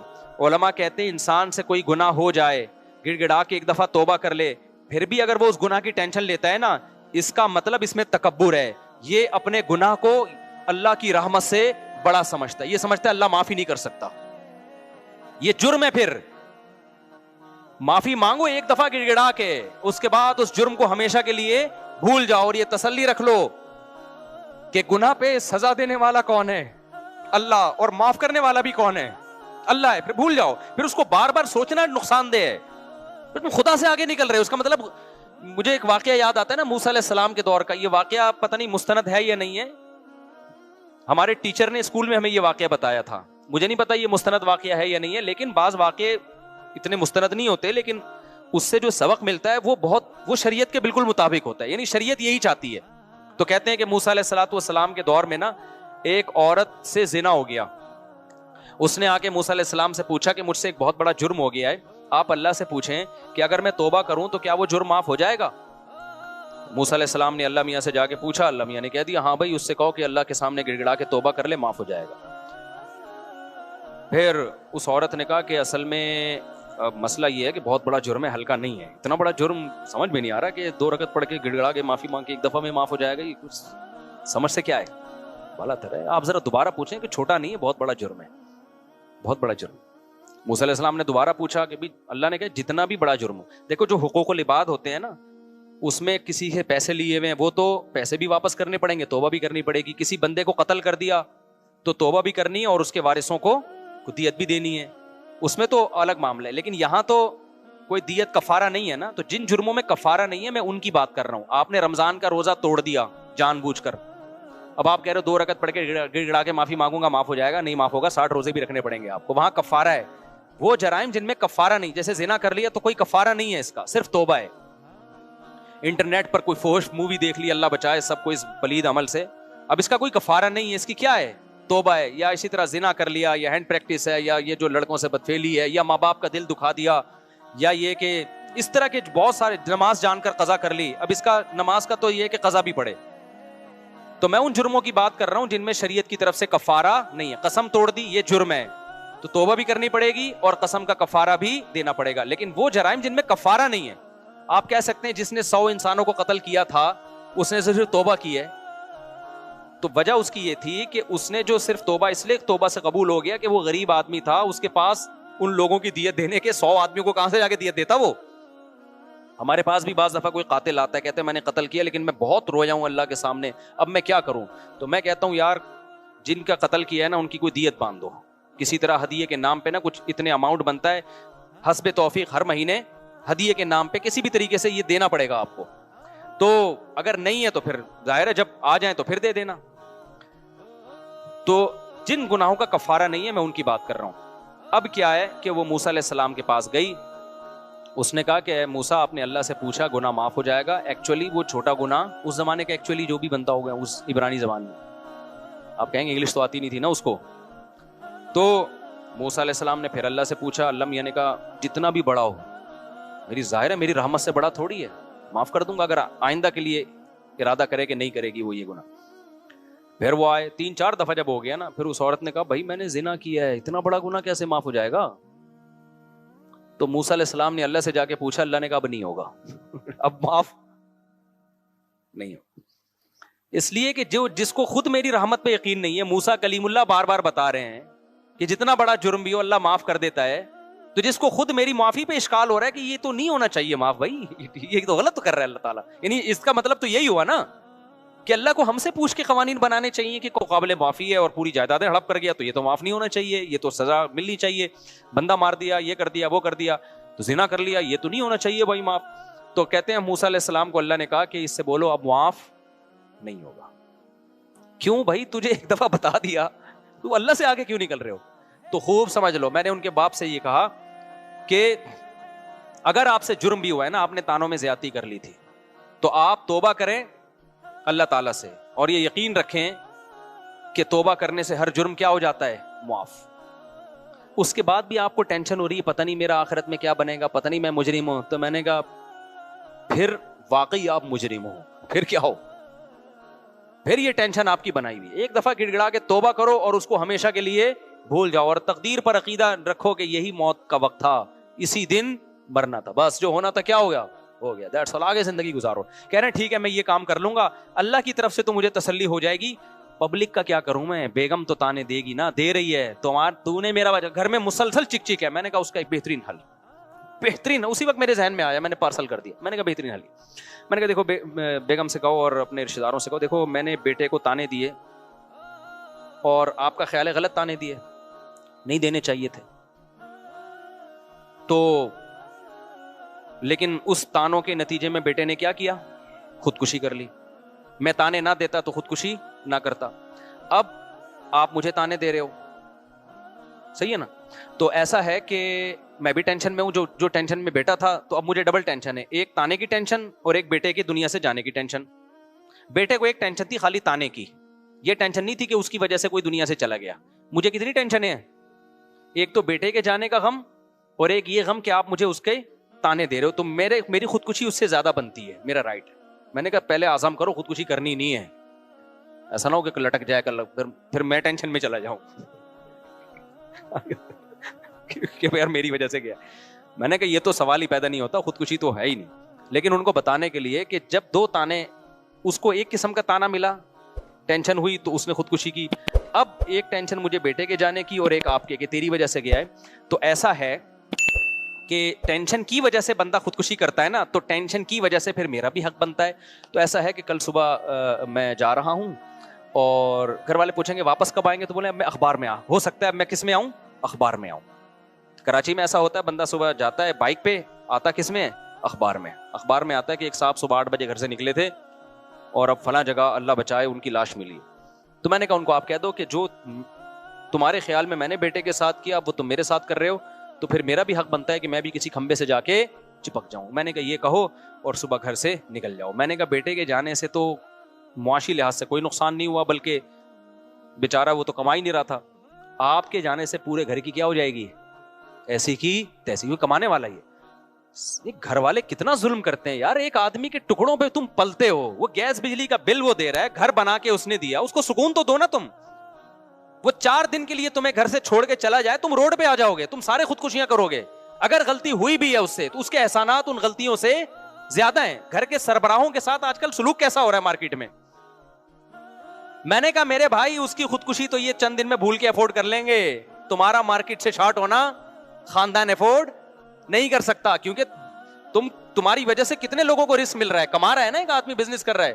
میں نے کہا آپ نکل جاؤ اگلی فلائٹ سے چترال نکل جاؤ اور وہاں کسی پہاڑ پہ کھڑے ہو کر ویڈیو بناؤ. پھر مرنا نہیں, کہیں ایسا نہ ہو, مجھے بار بار اپنے بارے میں ڈرتا کہ یار یہ میرے کھاتے میں نہ آئے. ویڈیو بناؤ کہ بیگم میں نے اپنے بیٹے کو تانے دیے, وہ لٹک گیا, اب مجھے بھی تانے مل رہے ہیں, یہ کھائی اور یہ میں.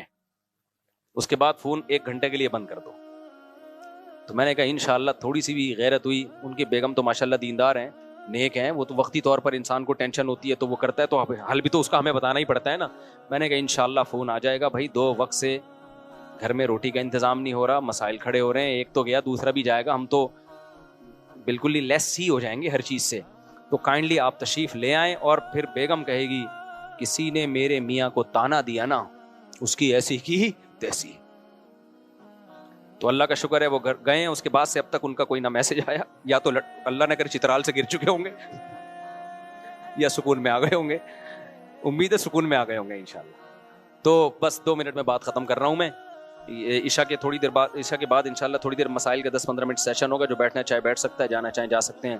تو میں آپ کو یہ بتا رہا تھا میرے بھائی, ہر مسئلے کا حل کس کے پاس ہے, اسلام کے پاس ہے. ان لوگوں کے پاس, مادہ پرستوں کے پاس مسائل کا حل نہیں ہے, ان کے پاس مسائل بڑھانے کے طریقے بہت ہیں کہ جس سے سوسائٹی میں اور زیادہ مسائل بڑھ جائیں. تو یہ مسائل ختم نہیں ہو رہے. دنیا کو مسافر خانہ سمجھو بھائی, 2 وقت کی روٹی مل گئی ٹھیک ہے, نہیں ملی تو کیا ہے, محبت تھوڑی کرنی ہے, پیسہ کماؤ, اللہ نے تھوڑی منع کیا. صحابہ میں کتنے کروڑ پتی ارب پتی لوگ تھے, پیسہ نہیں ہے تو بھائی ہماری ضرورت کیا ہے یار, قبر میں ہم سب کے پاؤں لٹکے ہوئے ہیں, تھوڑے دن رہ گئے, آگے مرنا ہے, ختم. تو کیا ٹینشن لینی ان چیزوں کی. تو کوئی بے روزگار ہے, کوئی بڑی ٹینشن نہیں ہے. وہ جو ہمارا بہنوئی ہے نا, اور جو ہمارے بھانجوں کے ساتھ اس نے کیا, اس کا واقعہ یاد رکھو. بیٹا فیل ہو گیا, باپ نے کہا کوئی مسئلہ نہیں ہے, آخرت میں فیل نہیں ہونا چاہیے, دنیا میں چلتا ہے یار, کبھی کوئی فیل ہو جاتا ہے, کبھی کیا ہو جاتا ہے, پاس ہو جاتا ہے. چلو لائف کو کیا کرو, انجوائے کرو. اور اس سے جب بچے کو خوشی ملتی ہے نا تو اور پڑھتا ہے وہ. یہ پڑھائی ایسی نہیں ہے جو گن پوائنٹ پہ پڑھائی جا سکتی. ہمارے ابا نے جو ہمیں پیٹا ہے نا, وہ اس پہ کبھی نہیں پیٹا کہ امتحان میں نمبر کم کیوں آ گئے, اللہ کا بڑا. ہمارے ابا ہمیشہ اس پہ کوٹتے تھے, غلط لڑکوں میں تو نہیں بیٹھ رہا, غلط لڑکوں میں, چرسیوں ہیروئن جو ماحول خراب کر دیتا ہے. مجھے یاد ہے, بس ایک پٹنے کا واقعہ سنا کے اپنے بیان کو ختم کرتا ہوں. اب تو ہمیں یہ واقعہ سنانے میں بڑا مزہ آتا ہے. میں ایک دفعہ کیا ہوا, ہمارے ابا جب بھی گھر میں آتے گھر سے غائب ہوتا, میں والدہ سے پوچھتے کہاں گیا, وہ لڑکے وڑکے ہیں ادھر اوباش قسم کے, ان کے ساتھ کھیل رہا ہے. اب وہ لڑکے 1 نمبر کے بدماش ٹائپ کے, کوئی پی رہا ہے, کوئی فلمیں دیکھ رہا ہے. اس زمانے میں فلموں کا بھی رواج نہیں تھا, وہ گندی گندی البم لڑکے نا جھاڑیوں میں بیٹھ کے دیکھا کرتے تھے. کوئی لڑکی کی تصویر مل گئی, اب جناب لڑکوں کا تو گروپ ہر ایک کو اچھا لگتا ہے, ہم بھی گھومنے پھرنے نکل جاتے تھے ٹائر لے کے نا, وہ روڈ لگا کے وہ چلا رہے ہیں, کبھی کیا کر رہے ہیں, مارم پیٹی کھیل رہے پتھر سے. کتنی خطرناک کھیل ہے یار, پتھروں سے مار رہے ہیں, یہ مارم پیٹی ہو رہا ہے. تو نتیجہ کیا نکلا, ابا ایک دن آئے 2 دن آئے, بھائی یہ کیا, والدہ نے کہا بھائی یہ میرا تو روب نہیں ہے, نہیں سمجھ رہا ہے. تو ایک دن کیا ہوا, ابا ذرا جلدی آ گئے.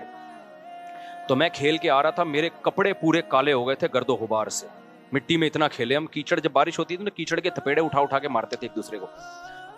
میں جب آیا تو ابا بیٹھے ہوئے ہیں. ابا نے پوچھا بیٹا کہاں سے تشریف لا رہے ہیں؟ میں سمجھ گیا آج اچھی رپورٹ نہیں. تو ابا کے پاس پائپ تھا, وہ جو میں نے بتایا نا سستے ریٹ پہ مل جایا کرتا تھا اس زمانے میں, فری میں بھی ملتا تھا, وہ پائپ رکھا ہوا تھا. ابا نے پکڑ کے الحمدللہ طبیعت سے ہمیں صغیرہ کبیرہ علانیہ سارے گناہ ہمارے اس دن کیا ہو گئے, معاف ہو. اس کے بعد سے ایک روپ بیٹھ گیا, یار اب ان لونڈے لپاڑوں میں نہیں بیٹھنا ہے. تمیز سے اپنے کزنوں میں بہن بھائیوں میں کھیلنا شروع کر دیا ہم نے. گلی محلے میں بھی کھیلتے تھے تو دیکھ کے کہ یار کوئی خاندانی بندہ ہو, ابا نوٹ کرتے ہیں. تو یہ ان چیزوں پہ تو سمجھ میں آتا ہے یار, ٹینشن لینا بھی کہ بچہ چرسیوں میں بیٹھ رہا ہے. بھائی بچے کے نمبر کم آ رہے ہیں, کچھ نہیں ہوتا یار, اللہ نے سب کو سائنسدان بننے کے لیے پیدا نہیں کیا. بچہ کما نہیں پا رہا, کوئی مسئلہ نہیں ہے یار, سارے کمائے, کو غریب بھی تو دنیا میں ہوں گے نا, ورنہ مالدار گالیاں کس کو دے گا؟ اگر سارے غریب دنیا سے ختم ہو جائیں تو مالدار کو تکبر کا بھی تو اللہ جہنم میں ڈالے گا نا. تو سارے غریب ختم ہو جائیں تو مالدار کس پہ تکبر کرے گا؟ اور پھر اللہ مالداروں کو کہاں تانا قیامت میں ان کو آگ میں ڈالے گا کہ تم نے غریبوں کو نیچا کیوں سمجھا. تو غریب بھی ہول سیل کے حساب سے رہیں گے. تو ہو سکتا ہے اللہ نے آپ کے 4 بچوں کو غربت کے لیے سلیکٹ کر لیا ہو, ٹھیک ہے. تو اب دیکھو میں 2 منٹ میں بات سمیٹتا ہوں تاکہ وہ لنک ہو جائے نا. ایک طرف یہ ہے کہ بچے کو سحری بھی مل رہی ہے, افطاری بھی مل رہی ہے, باپ بھی مالدار ہے, صرف اس لیے کہ بے روزگار ہے خودکشی کر رہا ہے. دوسری طرف صحابہ کرام اتنی غربت کہ بچہ پیدا ہو رہا ہے, قتل کر رہے ہیں کہ اس کو کھلائیں گے کہاں سے, ہمارے پاس کھانے کو روٹی نہیں ہے, اس کو کہاں سے کھلائیں گے. یعنی بیٹا خودکشی نہیں کر رہا, باپ اپنے ہاتھوں سے بیٹے کو مار رہا ہے. اتنی ڈپریشن تھی ان لوگوں کو. پیغمبر نے کیا بتایا, دنیا مسافر خانہ ہے, یہاں دولت اور غربت یہ اتنی اہم چیز نہیں ہے جتنی تم نے بنا لی. دنیا کی ویلیو اللہ کی نظر میں اس مردہ بکری کی سے بھی کم ہے. اور رزق دینے والا کون ہے؟ اللہ. جس کو چاہے گا 12 بچوں میں بھی دے دے گا, جس کو چاہے گا تو ایک اکلوتا بچہ بھی ہوگا وہی وبال جان بن جائے گا, جس کو چاہے گا اولاد نہ ہو کے بھی ماں باپ کو غریب کر دے گا. تو یہ ٹینشن تمہاری نہیں ہے, تم نے تو محنت کرنی ہے, اس کی وجہ سے تمہیں نسل نہیں روکنی. تزوج الودود الولود. عبداللہ بن مسعود کو نبی نے خطاب کر کے فرمایا کہ عبداللہ بن مسعود نہیں, ایک اور صحابی تھے, وہ غریب صحابی تھے, کہ ایسی عورت سے نکاح کرو جو اولاد بھی کثرت سے دے اور تم سے محبت بھی کرے. محبت ہوگی تو اولاد دے گی وہ تمہیں, ورنہ دے گی نہیں. تو وہی غریب صحابہ جن کے پاس کھانے کو روٹی نہیں ہے, نکاح بھی کثرت سے کر رہے ہیں, نسل بھی بڑھا رہے ہیں. حضرت ابو ہریرہ کے 19 بچے تھے, حالانکہ مسکین ترین صحابہ میں ابو ہریرہ کا شمار ہوتا ہے, لیکن وہ ڈپریشن کیا ہو گئی, پہلے ایک بچے کو مار رہے ہیں اور اب کیا 19 بچے بھی ہو رہے ہیں, تو ٹینشن نہیں لے رہے. اور اللہ نے بھی رزق کے دروازے کیا کیے ہیں, کھولے ہیں. تو آپ اسلام کی موٹیویشن اور آج جو مادہ پرستوں کی موٹیویشن میں فرق دیکھ رہے ہو کہ نہیں دیکھ رہے؟ نہیں یہی بات سمجھ میں میرے بھائی. تو توکل پیدا کرو اللہ تعالیٰ پہ, کماؤ, محنت کرو, اپاہج نہ بناؤ اپنے آپ کو کہ غربت کے فضائل سن کے پوستی بن کے گھر میں لیٹ جاؤ. محنت کرو, اسٹرگل کرو, نہ اس وجہ سے نسل روکو, نہ اپنے بچوں کو کماؤ پوت بنانے کی امید سے پیدا کرو کہ ان سے پیسہ کمانا ہے. بچے پیدا ہو رہے ہیں آخرت کے لیے, بس. کس کے لیے پیدا ہو رہے ہیں؟ آخرت. اللہ کے نبی کا حکم ہے نسل بڑھانی ہے, پھر ان کی تربیت کی بھی کوشش کرو. اور تربیت کا مطلب پیسہ کمانے والا بنانا نہیں ہے, تربیت کا مطلب ایک اچھا انسان, چوریاں چکاریاں نہ کرے, جھوٹ نہ بولے, یہ ٹریننگ کرو. اور یہ زیادہ میں آسان ہوتی ہے, کم میں مشکل ہوتی ہے, کیونکہ بچہ کم جب ہوتے ہیں تو باہر جا کے دوستیاں لگائے گا, اور اپنے بہن بھائی ایک دوسرے کو ان میں ایک دوسرے کو خراب کرنے کا عنصر کم ہوتا ہے. تو اللہ پہ اعتماد اور توکل پریکٹیکلی, صرف نظریاتی حد تک نہیں کہ میں اللہ پہ اعتماد کرتا ہوں. بھائی تو اعتماد کرتا ہے تو پھر خودکشی کی طرف کیوں جا رہا ہے تو, نسل کیوں روک رہا ہے تو؟ ایسا اعتماد اللہ کو نہیں چاہیے جس کا آپ پریکٹیکل لائف میں کوئی ثبوت ہی نہ دکھا رہے ہو آپ اللہ کو. آپ کے بے روزگار ہو اور آپ خودکشی کی طرف جا رہے ہو, اور آپ کو ہمیں اللہ پہ توکل کرتا ہے تو خودکشی کیوں کر رہا ہے بھائی تو؟ میں سمجھا پا رہا ہوں یا نہیں سمجھ میں آ رہی بات؟ توکل کرتا ہے تو خودکشی کس بات کی کر رہا ہے تو یار, یہ تو جھوٹ بول رہا ہے تو توکل کر کے. تو اس لیے اللہ پہ توکل کا مطلب سچی مچی کا توکل. مادہ پرست آدمی اللہ کو دیکھتا ہی نہیں ہے, اس نے اللہ کو اپنی ڈکشنری سے نکالا ہوا ہے. حقیقی مذہب وہی مذہب کو فالو کرنے والا ہے کہ جو کس کو جب اللہ کے وجود کو مانتا ہے تو سچی مچی میں مانتا ہے, وہ جھوٹی موٹی میں نہیں مانتا. جیسے انگریز کہہ دیتے ہیں او مائی گاڈ, باقی گاڈ کا کیا رشتہ ہے آپ سے وہ ان کو پتہ ہی نہیں ہے کہ گاڈ کیا ہوتا ہے. تو سچی مچی کا تعلق قائم کرو اللہ میاں سے, اس کا سب سے بڑا فائدہ کیا ہوگا؟ ڈپریشن لیس. ٹینشن دینا سیکھو گے, ٹینشن لوگے نہیں آپ. جیسے میں ٹینشن دیتا ہوں نا, بول ٹی وی کو میں نے انٹرویو دیا, اپنے بچے بھی دکھائے, میں نے کہا یہ تو صرف کمپنی کی مشہوری کے لیے 2-4 میں نے پیش کر دیا, ایسے پوری اتنے لوگوں کو ٹینشن ہوئی ہے نا. اس نیچے لکھ رہے ہیں ابے مہنگائی بڑھ رہی ہے, ان مولویوں کو دیکھو کیا حرکتیں کر رہے ہیں, مہنگائی. ابے پہلے تو گورنمنٹ سے زیادہ رسپانسبلٹی ہماری ہے نا بچوں کی. تو جب باپ ٹینشن نہیں لے رہا, جس کا پیسہ ڈائریکٹ خرچ ہو رہا ہے 17 بچوں پہ, 18 سوری 2 سوتیلے ملا کے 18 16 میں پھر کیلکولیشن پوری اگلے ہفتے دوبارہ سے کر کے بتا دوں گا, ٹھیک ہے نا. تو ساری ریسپانسبلٹی اصل میں کس کی ہے؟ ہماری ہے نا. تو ہمیں ٹینشن ہو نہیں رہی, لبرل لوگوں کو ٹینشن ہو رہی ہے, غربت بڑھ رہی ہے, مہنگائی بڑھ رہی ہے, ان کی وجہ سے یہ ہو رہا ہے. ابے باپ سب سے زیادہ ٹینشن تو باپ کو, یار ہمارا 99% پیسہ تو یہ کھا رہے ہیں, تو بچت تو ہماری ہی نہیں ہو رہی, لیکن ہم ٹینشن نہیں لے رہے. اللہ کا شکر ہے ان مادہ پرستوں کو دبا کے ٹینشن دے رہے ہیں. نیچے کمنٹ سے پتا چلتا ہے, ان کو دیکھو. میں نے کہا تمہارے 2 ہیں اور تمہارے ذمے صرف 2 ہیں نا, اور ہمارے 17 کی ٹینشن بھی کون لے رہا ہے؟ تم لے رہے ہو, ٹھیک ہے نا. ہم تو کچھ ہی منا رہے ہیں الحمدللہ. اس لیے میرے بھائی اسلام کو دل و جان سے فالو کرو گے تو مزہ آئے گا, اوپر سے فالو کرو گے کوئی فائدہ نہیں ہوگا. اللہ ہمیں دل و جان سے اسلام کو فالو کرنے کی توفیق عطا فرمائے. اذان دے دو میرے بھائی. یہ نہیں ہوگا تیری ایسی کی تیسی, تو اور اس کو نکالو, جہاز روکو, سائڈ پہ لگاؤ, جیسے بس میں ہوتا ہے نا. بسوں میں تو ہم نے دیکھا ہے, اور گڈی نو سائڈ تے لاؤ, بندے نو اٹھا, چلو یہ نکل باہر یہاں سے. اور بسوں میں تو بعض دفعہ کھائی میں بھی گرا دیتے ہیں, سنا ہے. ایئر ہوسٹس کے اخلاق سے ہمیں سیکھنا چاہیے کہ اخلاق انسان کے, بولو بھائی, کیسے ہوتے ہیں. اب جو ایئر ہوسٹس کے اخلاق ہیں, اللہ ہی یہ کہتا ہے کہ ان اخلاق کو 3 سے ضرب دے کے ماں سے اس اسٹائل میں بات کیا کرو. بہت مشکل ہے سمجھانا. جب اپنی ماں سے بات کرو تو جس اسٹائل میں ایئر ہوسٹس تم سے بات کر رہی ہے نا, اس اسٹائل کو 3 گنا بولو بڑھا دو. اس میں 3 چمچ چینی کے اور ڈال دو. جتنی شکر اس نے اپنی زبان میں ڈالی ہے آپ سے بات کرنے کے لیے, اس شکر میں 3 چمچ اور ملا دو. ہو رہا ہے اس پہ عمل؟ بولو نا بھائی. رسول اللہ صلی اللہ علیہ وسلم سے صحابی نے پوچھا, یا رسول اللہ من احق الناس بحسن خلقی. تو یہاں بھی دیکھو حسن کا لفظ ہے, احسان سے نکلا ہے یہ, بلکہ احسان حسن سے نکلا ہے. تو صحابی یہاں یہ نہیں پوچھ رہے کہ یا رسول اللہ میرے اچھے اخلاق کا سب سے زیادہ مستحق کون ہے, یہ سوال نہیں ہے. یا میں کس سے ٹھیک طریقے سے بات کروں, ٹھیک کا لفظ بھی نہیں ہے, گڈ کا لفظ بھی نہیں ہے. یار ایک مجھے بات بتاؤ, ایک کوئی مفتی صاحب کے پاس آئے, مسئلہ پوچھے, مفتی صاحب میں نے سنا ہے کہ اللہ نے حکم دیا کہ لوگوں سے صحیح بات کیا کرو, بدتمیزی سے پیش نہیں آیا کرو, تو میں ٹھیک طریقے سے بات کس سے کیا کروں, سب سے پہلے کس سے؟ تو ہم بتا دیں گے بھائی سب سے پہلے ماں ہے, پھر باپ ہے, پھر باقی لوگ ہیں, یہی بتائیں گے نا. ہمارا اسٹائل کیا ہوگا؟ یہ ہوگا. لیکن صحابی نے یہ سوال نہیں پوچھا کہ میں ٹھیک طریقے سے کس سے بات کیا کروں, سب سے پہلے اس کا مستحق کون ہے. نہ نہ نہ, انہوں نے یہ بھی نہیں پوچھا یا رسول اللہ بہتر طریقے سے میں کس سے بات کیا کروں, اس میں سب سے زیادہ مستحق کون ہے, کس کا رائٹ ہے سب سے زیادہ کہ میں اس سے بہتر انداز میں بات کروں. نہ نہ نہ نہ نہ نہ, آپ نے فرمایا من احق الناس بحسنی, حسن کا لفظ, میرے اخلاق میں جو ایکسیلنسی پیدا ہوگی اس ایکسیلنسی کا سب سے زیادہ مستحق کون ہے. بات آ رہی ہے سمجھ میں کہ نہیں آ رہی ہے؟ یعنی آج کے زمانے میں جو اسٹائل ایئر ہوسٹس کا ہوتا ہے شاید ہم اس کو ایکسیلنٹ کہہ سکتے ہیں, اس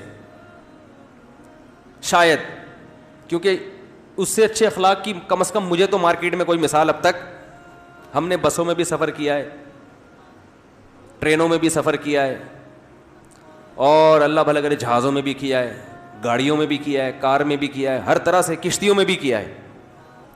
تو جو عملہ سب سے اچھا اخلاق والا ہمیں ملتا ہے وہ کہاں ملتا ہے؟ بولو نا, جہاز میں. اور سب سے زیادہ بدتمیز عملہ کہاں ملتا ہے؟ بسوں میں. پیشاب کے لیے گاڑی رکوا لو, پیشاب رک جاتا ہے آدمی کا ٹینشن سے, وہ اتنی ہارن بجا رہا تھا, پاؤں پاؤں بجا رہا تھا, بیٹھ بھائی. نماز کے لیے رکوا لو, سب ایک جیسے نہیں ہوتے. نماز کے لیے بعض دفعہ روکنا مشکل ہو جاتا ہے, نماز ہی نہیں پڑھنے دے رہے ہوتے. تو پھر اپنی عزت اسی میں ہے کہ آپ ڈرائیور سے تمیز سے بات کریں. W11 میں سفر کرو, کنڈکٹر کو دیکھا, ایکسکیوز می پلیز تھوڑا سا کرایہ دے دیں آپ. کبھی دیکھا آپ نے کنڈکٹر کو W11 میں؟ ہے بھائی, گھسیڑتا رہے گا بندے. اخلاق دیکھو, جگہ نہیں ہے بھائی, پاؤں بس پوری یوں ہوئی ہوئی ہے. اس کی الائنمنٹ کی ایسی کی, میں نے کہا نا کام کا بیڑا غرق, ایک کام کا طریقہ یہ بھی ہوتا ہے, بس کا بیڑا غرق کر دیا. وہ یوں جھکی ہوئی ہے پوری ادھر کو, آدھی پبلک چھت پہ بیٹھی ہوئی لٹک رہے ہیں, کھڑکیوں سے بندے گر رہے ہیں, مگر کنڈکٹر گھسے گا, ایک سے بھی ایکسکیوز, اتنی ٹینشن دے کے بھی ایکسکیوز نہیں کرتا. حالانکہ تمہیں تو 2 رکعت نفل توبہ کے پڑھنے چاہیے لانڈھی پہنچنے کے بعد نا. تمہیں تو یا اللہ میں نے جو مسافروں کو جو غم دیا, میں نے جو دکھ دیا, میں اس پہ تجھ سے معافی مانگتا ہوں. کیسے دھکا دے رہا ہوگا, اور بھائی ادھر سے, اور حیرت کی بات ہے ادھر سے گھستا ہے اور اگلے گیٹ سے نکل آتا ہے, جگہ ہے نہیں, سب سے کرایہ لے. اس کی جیب کبھی نہیں کٹتی, سب کی کٹ جاتی ہے, حالانکہ سب سے زیادہ پیسے اس کے پاس ہوتے ہیں. تو بزنس, یہ جیب کتروں کا بزنس بھی سائڈ میں چل رہا ہے ان کا, اس پہ بھی کمیشن. سب کی بات نہیں جو میرا بیان سن رہے ہیں ان کے علاوہ. تو میری جہاں تک جو میں نے دیکھا ہے, سب سے اچھے اخلاق جہاز کے عملے کے ہوتے ہیں. تو ہم اس کو آج کے دور سے کہہ سکتے ہیں کہ وہ ایکسیلنٹ ہوتے ہیں. وہ الگ بات ہے وہ ان کی نیت کیا ہے, لیکن ظاہری لحاظ سے بہرحال بہت اچھے اخلاق ہوتے ہیں. تو اب ہم مثال, ہمارے پاس ایئر ہوسٹس کے علاوہ کوئی مارکیٹ میں اتنے اچھے اخلاق کی ملتی نہیں ہے سفر کے دوران. تو دنیا بھی ایک مسافر خانہ ہے. تو اب حدیث کا مطلب کیا ہوا؟ صحابی نے پوچھا, یا رسول اللہ, میں اپنے اخلاق میں جو ایکسیلنسی پیدا کروں تو اس ایکسیلنسی کا سب سے زیادہ مستحق کون ہے؟ یعنی سب سے زیادہ میٹھے انداز سے بات میں کس سے کروں؟ آپ یوں بھی کہہ سکتے ہیں آج کی زبان میں, جب میں بات کسی سے کروں تو اس میں شکر گھولوں میں, تو سب سے زیادہ چینی اور سب سے زیادہ شکر کس سے بات کرتے ہوئے اپنے کلام میں گھولوں؟ بات آ رہی ہے سمجھ میں؟ آپ صلی اللہ علیہ وسلم نے فرمایا, امک, پوری کائنات میں سب سے میٹھے انداز سے اگر تم نے بات کرنی ہے تو سب سے زیادہ رائٹ یہ کس کا ہے؟ تمہاری, بولو نا, ماں کا.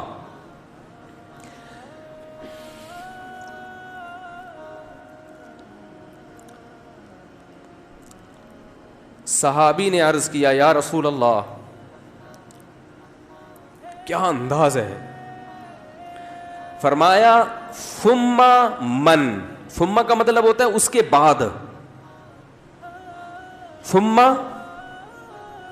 من.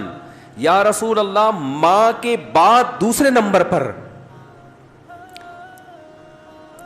میٹھے انداز سے, اچھے انداز سے بات کرنا کس کا حق ہے کہ میں اس سے اچھے انداز سے بات کروں؟ ماں کے بعد. ماں کا تو پتہ چل گیا, دوسرے نمبر پہ جو میں سب سے بہترین اور مٹھاس کے ساتھ بات کرنی ہے, اخلاق میں ایکسیلنسی پیدا کرنی ہے, ماں کے بعد دوسرے نمبر پہ کون ہے وہ؟ تو آپ صلی اللہ علیہ وسلم نے کیا جواب دیا؟ فرمایا, امک. ماں کے بعد دوسرا نمبر بھی کس کا ہے؟ بولو بھائی, کیا عجیب انداز ہے. حالانکہ یہ عام عرف کے مطابق جواب سوال کے مطابق, بولو بھائی, نہیں ہے. مجھ سے اگر کوئی پوچھے کہ سب سے بڑا حق کس کا, میں کہوں ماں کا. وہ کہ اس کے بعد کس کا, تو میں کہوں ماں کا. وہ کہے گا میں اس کے بعد کا پوچھ رہا ہوں, اس کا تھوڑی پوچھ رہا ہوں. تو یہ سرسری نگاہ سے دیکھا جائے تو یہ بلاغت والا کلام نہیں ہے, یہ غلط کلام ہے اگر سرسری نگاہ سے دیکھا جائے,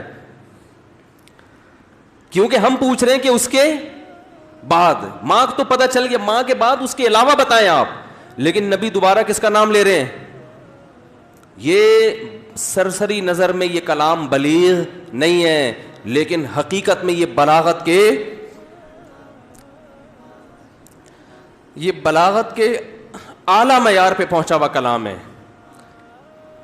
کیونکہ بات کو دل میں اتارنے کا اس سے بہتر طریقہ نہیں ہو سکتا تھا کہ ماں کے بعد دوسرا نمبر بھی کس کا ہے؟ ماں کا. اس کا مطلب کیا ہے کہ ماں کے بعد اگر تم یہ سمجھتے ہو کہ کسی سے بہت ہی میٹھے انداز میں بات کرنی ہے تو یہ حق دوبارہ ماں کو دے دو. دوبارہ کس کو دے دو؟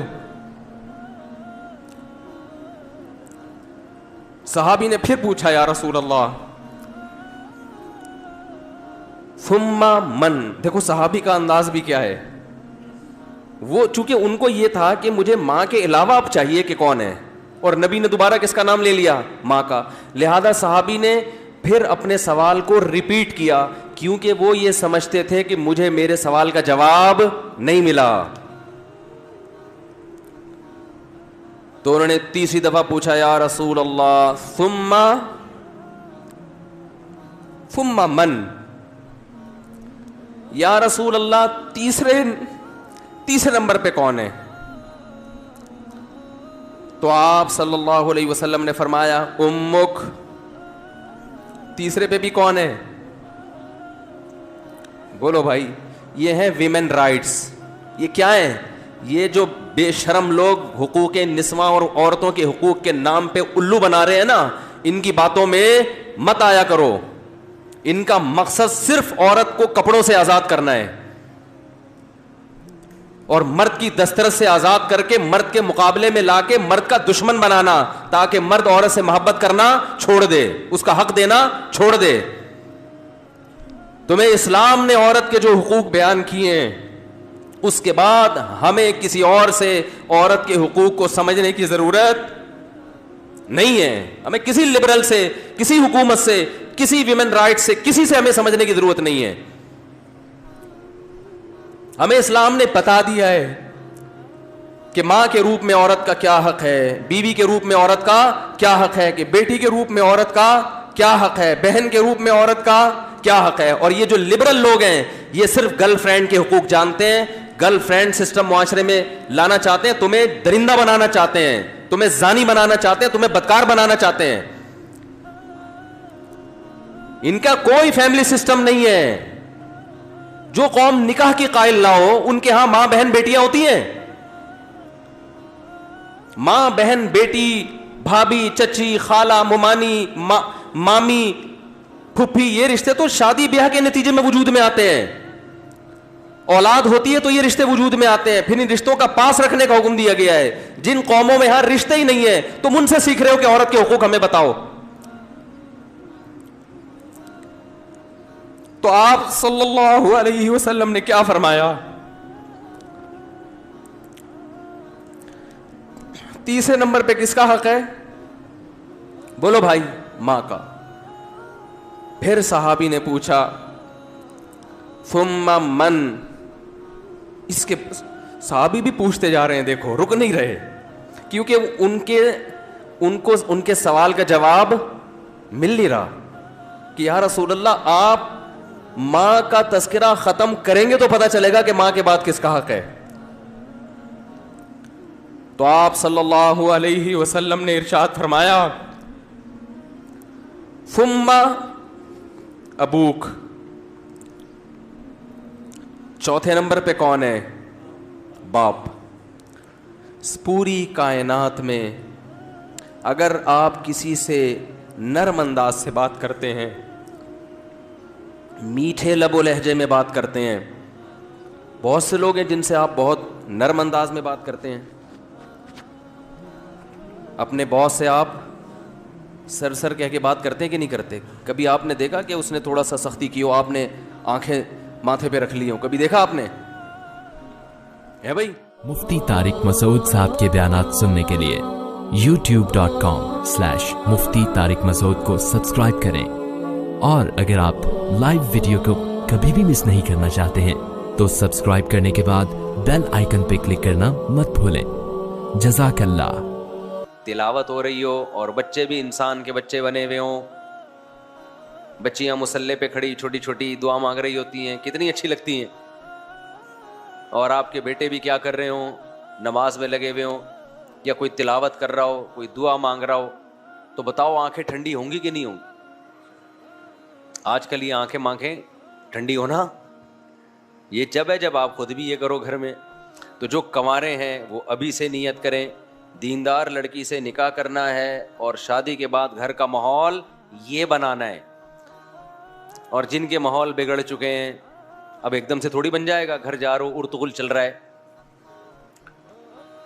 ड्रामे चल रहे हैं, फिल्में चल रही हैं, घर जाते ही आपने कहा बेगम हाथ में कुरान, अब मुश्किल है। वो मैं एक लतीफ़ा सुनाता हूँ ना, 2 भाइयों की शादी हुई एक ही दिन में, 6 महीने गुजर गए। एक की बीवी बहुत कंट्रोल में थी, बड़ी फर्माबरदार, दूसरे की कंट्रोल से बाहर। इसने उससे पूछा, अबे तूने कैसे कंट्रोल किया हुआ है? उसने कहा, हम तो शुरू में ही आए तो ऐसे चंगेज़ खान बन के आए थे। गिलास सामने आया, उठा के लात मारी, तोड़ दिया उसको। अबे किधर सामने रखा हुआ है? स्टाइल ही यही था। बिल्ली ने थोड़ा शोर मचाया, गर्दन मार के फेंक दी उसको। बहुत शोर कर रही है, यूं गर्दन घुमाई तो इसका रोब बैठ गया। अब कह रहा है अब ये सब तकल्लुफात की जरूरत नहीं, अब रोब बैठ गया। इसने कहा चलो यार हम भी करते हैं यार। आया, गिलास पड़ा हुआ था, लात मारी। बेगम ने कहा अब नहीं, पहले करने की चीजें थी ये, ठीक है ना? अभी जो तुम्हारी औकात है 6 महीने में मुझे वो समझ में आ गई।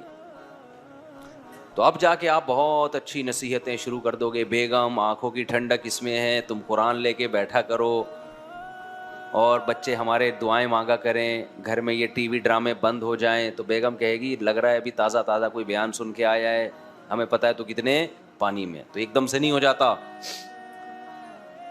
लेकिन ये करना पड़ेगा आपको, वरना नस्लें तबाह होंगी, बुढ़ापा बर्बाद होगा, आपका अपना बुढ़ापा बर्बाद होगा।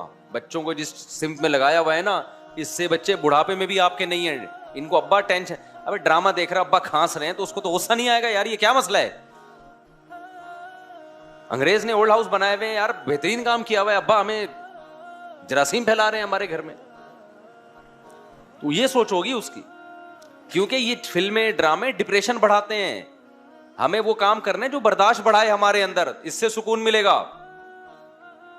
सुकून इससे देखो, बाज नफ्सियाती डॉक्टर बोलते हैं कि गुस्सा बर्दाश्त नहीं करना चाहिए, इससे टेंशन होती है, सेहत खराब होती है। जब इंसान गुस्सा जारी कर देता है तो क्या हो जाता है? रिलैक्स। शरीयत इसके अपोजिट लेके जाती है आपको। इस्लाम कहता है गुस्सा बर्दाश्त करो। अहले जन्नत की सिफात गुस्सा जारी करना है, बर्दाश्त करना है, बर्दाश्त करना है। अब सवाल पैदा हो, इस्लाम वो काम कैसे कह सकता है जिससे सेहत खराब हो रही है आपकी? गुस्से के कड़वे घूंट पीते हो, बर्दाश्त करता है ना आदमी, एक डिप्रेशन में आता है, टेंशन में आता है, जारी कर दो तो टेंशन क्या है? गुस्सा आया, पड़ाक से एक अगले को लगा दिया, वो टेंशन पार्सल हो गई, वहां पे आप सुकून में आ गए। भाई ये भी टेंशन खत्म करने का आरजी तरीका है। जो लोग गुस्सा जारी करते हैं, आहिस्ता आहिस्ता गुस्सा बर्दाश्त करने की ताकत खत्म, इनको फिर गुस्सा भी बार बार आता है। ये भी नशा है।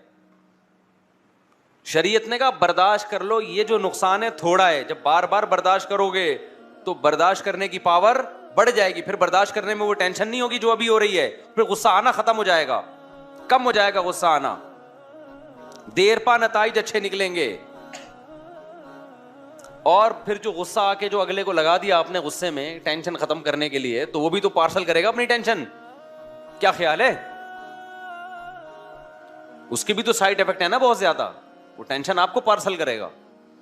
पार्सल का खास इंतजाम है हमारे यहां, हर होटल में पार्सल का इंतजाम है, वो थोड़ी सुकून से बैठेगा।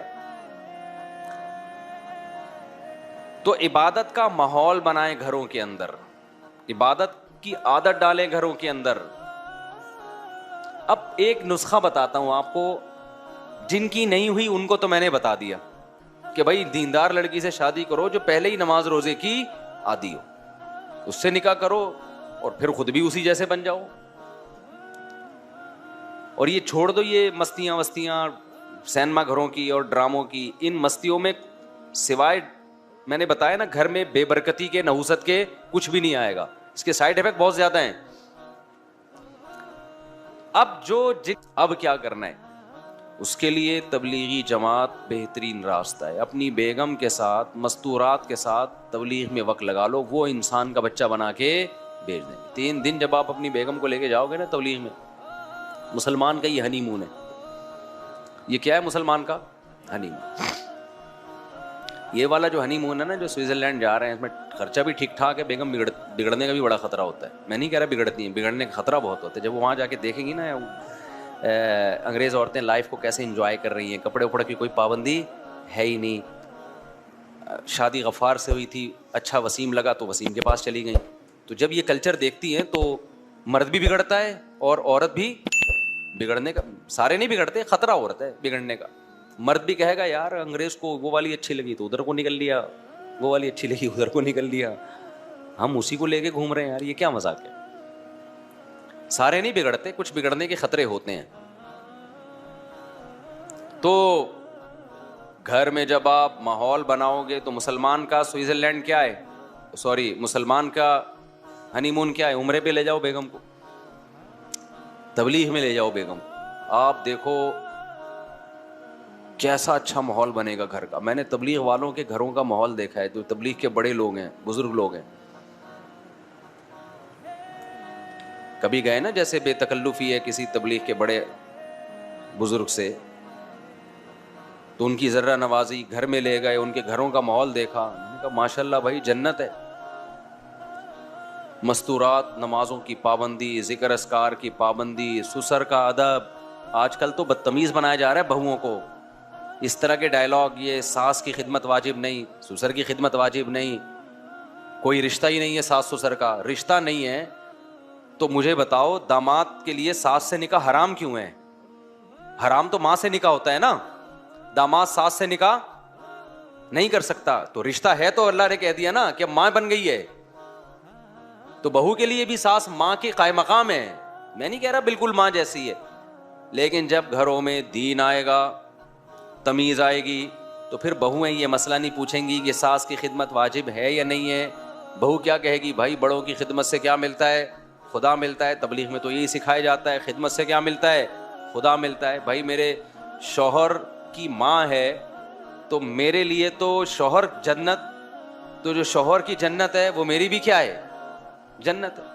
غیرت مند آدمی اپنی خدمت سے اتنا خوش نہیں ہوتا جتنا اپنی ماں کی خدمت سے خوش ہوتا ہے. اگر غیرت ہے اس میں, کہتا بیگم مجھے بھول جاؤ, میری ماں کی خدمت کرو, اسی سے دل جیتو. تو میں نے تبلیغ والوں کے گھروں کا ماحول بھی دیکھا ہے الحمدللہ, اور میں نے لبرل لوگوں کے گھروں کا ماحول بھی دیکھا ہے. لبرل لوگوں کے گھروں کے ماحول میں کیا ہے, ابا ادھر بیٹھ کے کھانا کھا رہا ہے, بچہ برگر کھانے جا رہا ہے دوستوں کے ساتھ, بیگم صاحبہ اپنے الگ روم میں, بچے بھی ایک آدھی ہوتے ہیں, اور بیٹی صاحبہ وہ اپنا لیپ ٹاپ لے کے کمرے میں بیٹھی ہوئی, میں بزی ہوں, مجھے کوئی ڈسٹرب نہ کرے. تبلیغ والوں کے گھروں کا ماحول بھی دیکھا. ایک تو نسل زیادہ ہوتی ہے, بہویں بھی ہیں, داماد بھی ہیں, بیٹے بھی ہیں, بیٹیاں بھی ہیں, گھر بھرا ہوا ہے, سمجھتے ہو. ایک بڑے بزرگ کے ہاں جانا ہوا, انہوں نے کہا کہ اللہ نے ہمیں بہو اتنی اچھی دے دی مولوی صاحب, وہ تو جو ہمارے گھروں میں اعمال میں سستی ہو رہی تھی, وہ بہو اس سستی کو بھی کیا کر رہی ہے, دور کرنے کا ذریعہ بن رہی. واہ واہ, بہو کی تعریف قیامت کی علامت ہے یا نہیں ہے؟ کوئی اپنے منہ سے بول رہا ہو اچھی بہو آ گئی. بہویں تو گھر کا ماحول کیا کر دیتی ہیں, جو ڈرامے کی قسطیں رہ گئی تھی وہ بھی پوری کرواتی ہیں, کہ 27ویں رات میں یہ والا ڈرامہ رہ گیا تھا, اس کو پورا کرو. ہمارے اوپر خدمت واجب نہیں ہے, شوہر کی نہیں خدمت آج کل واجب ہو رہی, تو ساس سسر تو بہت دور کی چیز ہیں. ایک اسکالر نے بتایا کہ عورت پہ خدمت واجب نہیں ہے نا, شوہر کی بھی اور ساس سسر کی بھی. تو کسی خاتون نے ہی لکھا تھا کہ وہ پیڑے کھانے کے لیے آئی ہے گھر میں, وہ ساری ذمہ داریاں پوری کرے, وہ کچھ بھی نہیں کرے, تو وہ کیا ہے, یعنی اس کا کیریکٹر کیا ہے, اس کا کردار کیا ہے, اس کی ذمہ داریاں کیا ہیں. ایک عورت نے اعتراض کیا تھا, اور اس عورت نے کہا میں ساس نہیں ہوں, میں خود بہو ہوں.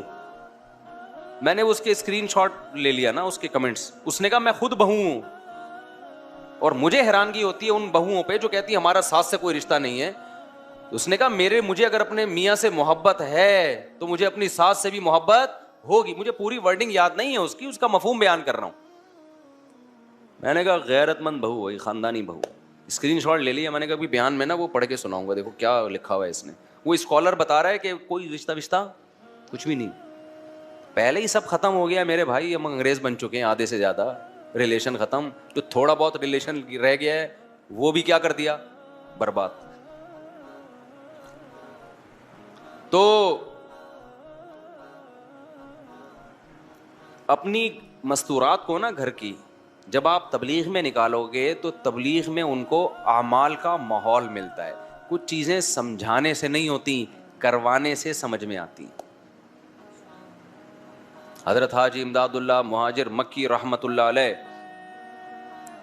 وہ چاہتے تھے حضرت مولانا رشید احمد گنگوہی رحمت اللہ علیہ کو ذکر کی عادت ڈالنا. ان کے پاس ٹائم ہی نہیں تھا مصروفیتوں کی وجہ سے. تو مشہور واقعہ ہے, مختصر بیان کر رہا ہوں. ایک رات انہوں نے کہا اپنا بستر میرے بستر کے ساتھ لگا دینا, اور رات کو ان کے ہاتھ میں تسبیح پکڑا دی اور کہا اللہ اللہ کرو. تو حضرت رشید احمد گنگوہی رحمۃ اللہ علیہ کہتے ہیں کہ میں نے جو اللہ اللہ کیا ایسا مزہ آیا, اس کے بعد بڑھاپے تک بھی وہ تسبیح نہیں چھوٹی. اور جب بہت بوڑھے ہو گئے تھے اور تسبیح وہ اتنی پرانی, کسی نے ایک نئی تسبیح لا کے دی اور کہا کہ حضرت اتنے پرانے دھاگے ہو گئے, دانے بھی گھس گئے ہیں اس کے, چھوڑ دیں اس کو, کوئی اچھی تسبیح رکھ لیں. انہوں نے فرمایا کہ اس تسبیح سے مجھے محبت ہو گئی ہے, اس نے مجھے اللہ اللہ کرنا سکھایا ہے, اب اس سے بھی مجھے محبت ہو گئی ہے. انسان مسلسل جس جگہ نماز پڑھتا ہے اس جگہ سے انسان کو محبت. تو میرے بھائی کچھ تھوڑا سا اللہ اللہ کرنا بھی سیکھ لو, آج کل یہ بالکل ختم. تو تبلیغ میں وقت لگانے سے کیا ہوگا, بولو نا. 3 دن ہوگی بہت بوریت آپ کو جب آپ تبلیغ میں نکلیں گے, کیونکہ لوگ جاتے ہیں کہ شاید ایک انٹرٹینمنٹ, بھائی کچھ مزہ آئے گا, تو مزہ نہیں آتا وہاں پہ, ٹینشن ہوتی ہے. کیونکہ مزے کے لیے کیا کوئی ڈرامہ لگائیں گے آپ کو وہاں جا کے, وہ ہے بھائی کوئی فلم دکھائیں گے, کیا کریں گے, کوئی پروگرام ہوگا, کوئی سٹے وٹے کا دور چلے گا رات کے وقت میں, وہ معمولات کروائیں گے بھائی, صبح کی تسبیح, شام کی تسبیح ہے, پھر تعلیم ہے, پھر مذاکرہ ہے. Boring life. لیکن یہ بورنگ آپ کی زندگی کو ساری زندگی کے لیے انٹرٹین کرنے کا ذریعہ بن سکتی ہے. دیکھو نا جنہوں نے لگائے پھر مزید لگا کے اب وہ رائیونڈ کے مقیمین بن گئے ہیں, وہ سارا دن اسی معمول میں. او بھائی آپ, یہ تو بڑی بورنگ لائف ہے. انہوں نے کہا ہم سے چھڑوا کے دکھاؤ یہ لائف, ہمیں اسی میں مزہ ہے. ہم نے تبلیغ کے بزرگوں میں ایسے ایسے واقعات سنے جو عینی شاہدین گھنٹوں گھنٹوں دعا مانگ رہے ہیں, دل نہیں بھر رہا. آج تھوڑی دیر میں دعا سے وحشت ہونا شروع ہو جاتی ہے کہ یار 2-4 چیزیں مانگ لی بس ختم ہے, اب کیا. وہ مانگ بھی ایسے رہے ہوتے ہیں کہ دل نہیں لگ رہا ہوتا. جن کا دعاؤں میں دل لگ جاتا ہے نا, ہمارے شیخ حضرت مفتی رشید احمد صاحب رحمہ اللہ تعالی, ان کا ہر جمعے کو عصر کی نماز کے بعد بیان ہوتا تھا. اب ہوتا کیا, ہم جب پہلی مرتبہ گئے, ایک تو عصر سے مغرب کا ٹائم بہت تھوڑا ہے, لوگ آئے بہت دور دور سے. حضرت کا معمول تھا فرض نماز کے بعد عام طور پہ دعا نہیں مانگا کرتے تھے, اجتماعی دعا, انفرادی بھی نہیں. رات کے وقت آخری حصے میں اٹھ کے لمبی دعا مانگتے تھے. لیکن جمعے کے دن عصر کی نماز کے بعد دعا مانگتے تھے ہاتھ اٹھا کے. وہ بتاتے تھے یہ دعا بیان سے پہلے کی دعا ہے کہ اللہ میں جو لوگوں میں بات کروں گا تو مجھے وہ بات کہنے کی توفیق دے جس میں تیری رضا ہو. تو حضرت عصر کے بعد بیان سے پہلے دعا مانگنا شروع کرتے, اتنی لمبی, بعض دفعہ اکیلے دعا ہو جاتی, ہم کہتے بیان کا ٹائم تو رہا نہیں ہے. حضرت کو اس کی پرواہ نہیں ہوتی تھی, بیان پھر بہت مختصر ہو جاتا تھا. لیکن وہ جو مختصر ہوتا اسی نے لوگوں کی زندگیاں تبدیل کر دی, ایسی ایسی قربانیاں دی لوگوں نے. تو ہم نے ایک دفعہ پوچھا کہ آپ ہاتھ اٹھا کے جب دعا مانگتے ہیں تو مختصر کر لیا کریں. اچھا ویسے جب بھی حضرت سے کوئی آ کے کہتا نا کہ حضرت یہ دعا مانگ لیں میرے لیے, تو حضرت ہاتھ اٹھائے بغیر دعا مانگتے تھے کہ اللہ کرے آپ کی حاجت پوری ہو جائے, اللہ کرے ایسا ہو جائے, اللہ, ہاتھ نہیں اٹھاتے تھے. تو ہم نے کہا حضرت ہاتھ اٹھا کے دعا مانگ لیا کریں آپ مختصر. تو حضرت نے فرمایا میں جب ہاتھ اٹھاتا ہوں تو پھر مجھ سے جلدی ہاتھ نیچے رکھے نہیں جاتے. سمجھ رہے ہیں؟ پھر نہیں دل چاہتا. جواد اور کریم بادشاہ کے دربار میں ہاتھ اٹھائے, پھر تو ایسا مزہ آتا ہے, ایسا مزہ آتا ہے کہ مانگتے چلے جاؤ بھائی. آج دعاؤں میں طاقت ختم ہو گئی ہے, بس اجتماعی دعائیں چل رہی ہیں, امام مانگ رہا ہوتا ہے پیچھے ہول سیل کے حساب سے آمین. چلو غنیمت ہے وہ بھی.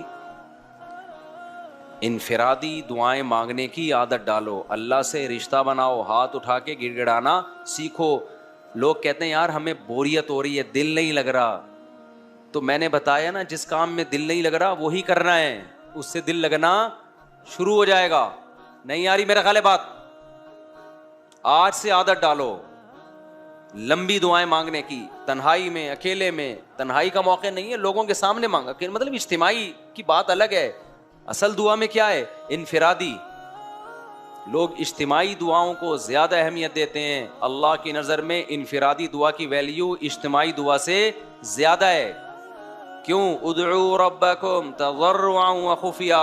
اللہ کہتے ہیں اپنے رب کو عاجزی کے ساتھ اور چپکے سے پکارو. تو گھروں میں عادت ڈالیں گے کہ نہیں ڈالیں گے دعاؤں کی اور نماز کی, عبادت کی؟ اس کا طریقہ میں نے بتایا کہ کیا طریقہ ہے. اب ایک دم نہیں پڑے گی عادت, پھڈا ہو جائے گا بیگم سے, بچوں سے پھڈا ہو جائے گا. اس کا طریقہ کیا ہے؟ اللہ نے بہترین آپشن دیا ہے. کس کا؟ تبلیغ کا. وقت لگاؤ اس میں. دیکھو گھروں کا, میں نے دیکھا ہے جو تبلیغ میں وقت لگاتے ہیں ان کی عورتیں بھی, گھروں کا ماحول بالکل چینج ہو جاتا ہے, بالکل چینج ہو جاتا ہے. گھر میں تعلیم بھی شروع ہو جائے گی پھر. اور اگر نہیں وقت لگاتے تو پھر بیٹھے رہو آرام سے. بڑے لوگ کہتے ہیں نا ایک بات, ہم لوگ کیا چونکہ بزرگ بھی ہوتے ہیں تو بزرگ نصیحتیں بھی کر رہے ہوتے ہیں. بہت سے فرقے ایسے ہیں جن کے یہاں بزرگ کیا ہیں؟ بولو نا, ہے ہی نہیں, بزرگ ہی نہیں ہے ان لوگ کے یہاں. ایک آدمی جو تھا نا, پتہ نہیں کس فرقے کا تھا, تو وہ فقہ وہ ہمارے حضرت کے ہاتھ پہ بیعت ہوا اور مسلک ہی چینج کر لیا اس نے.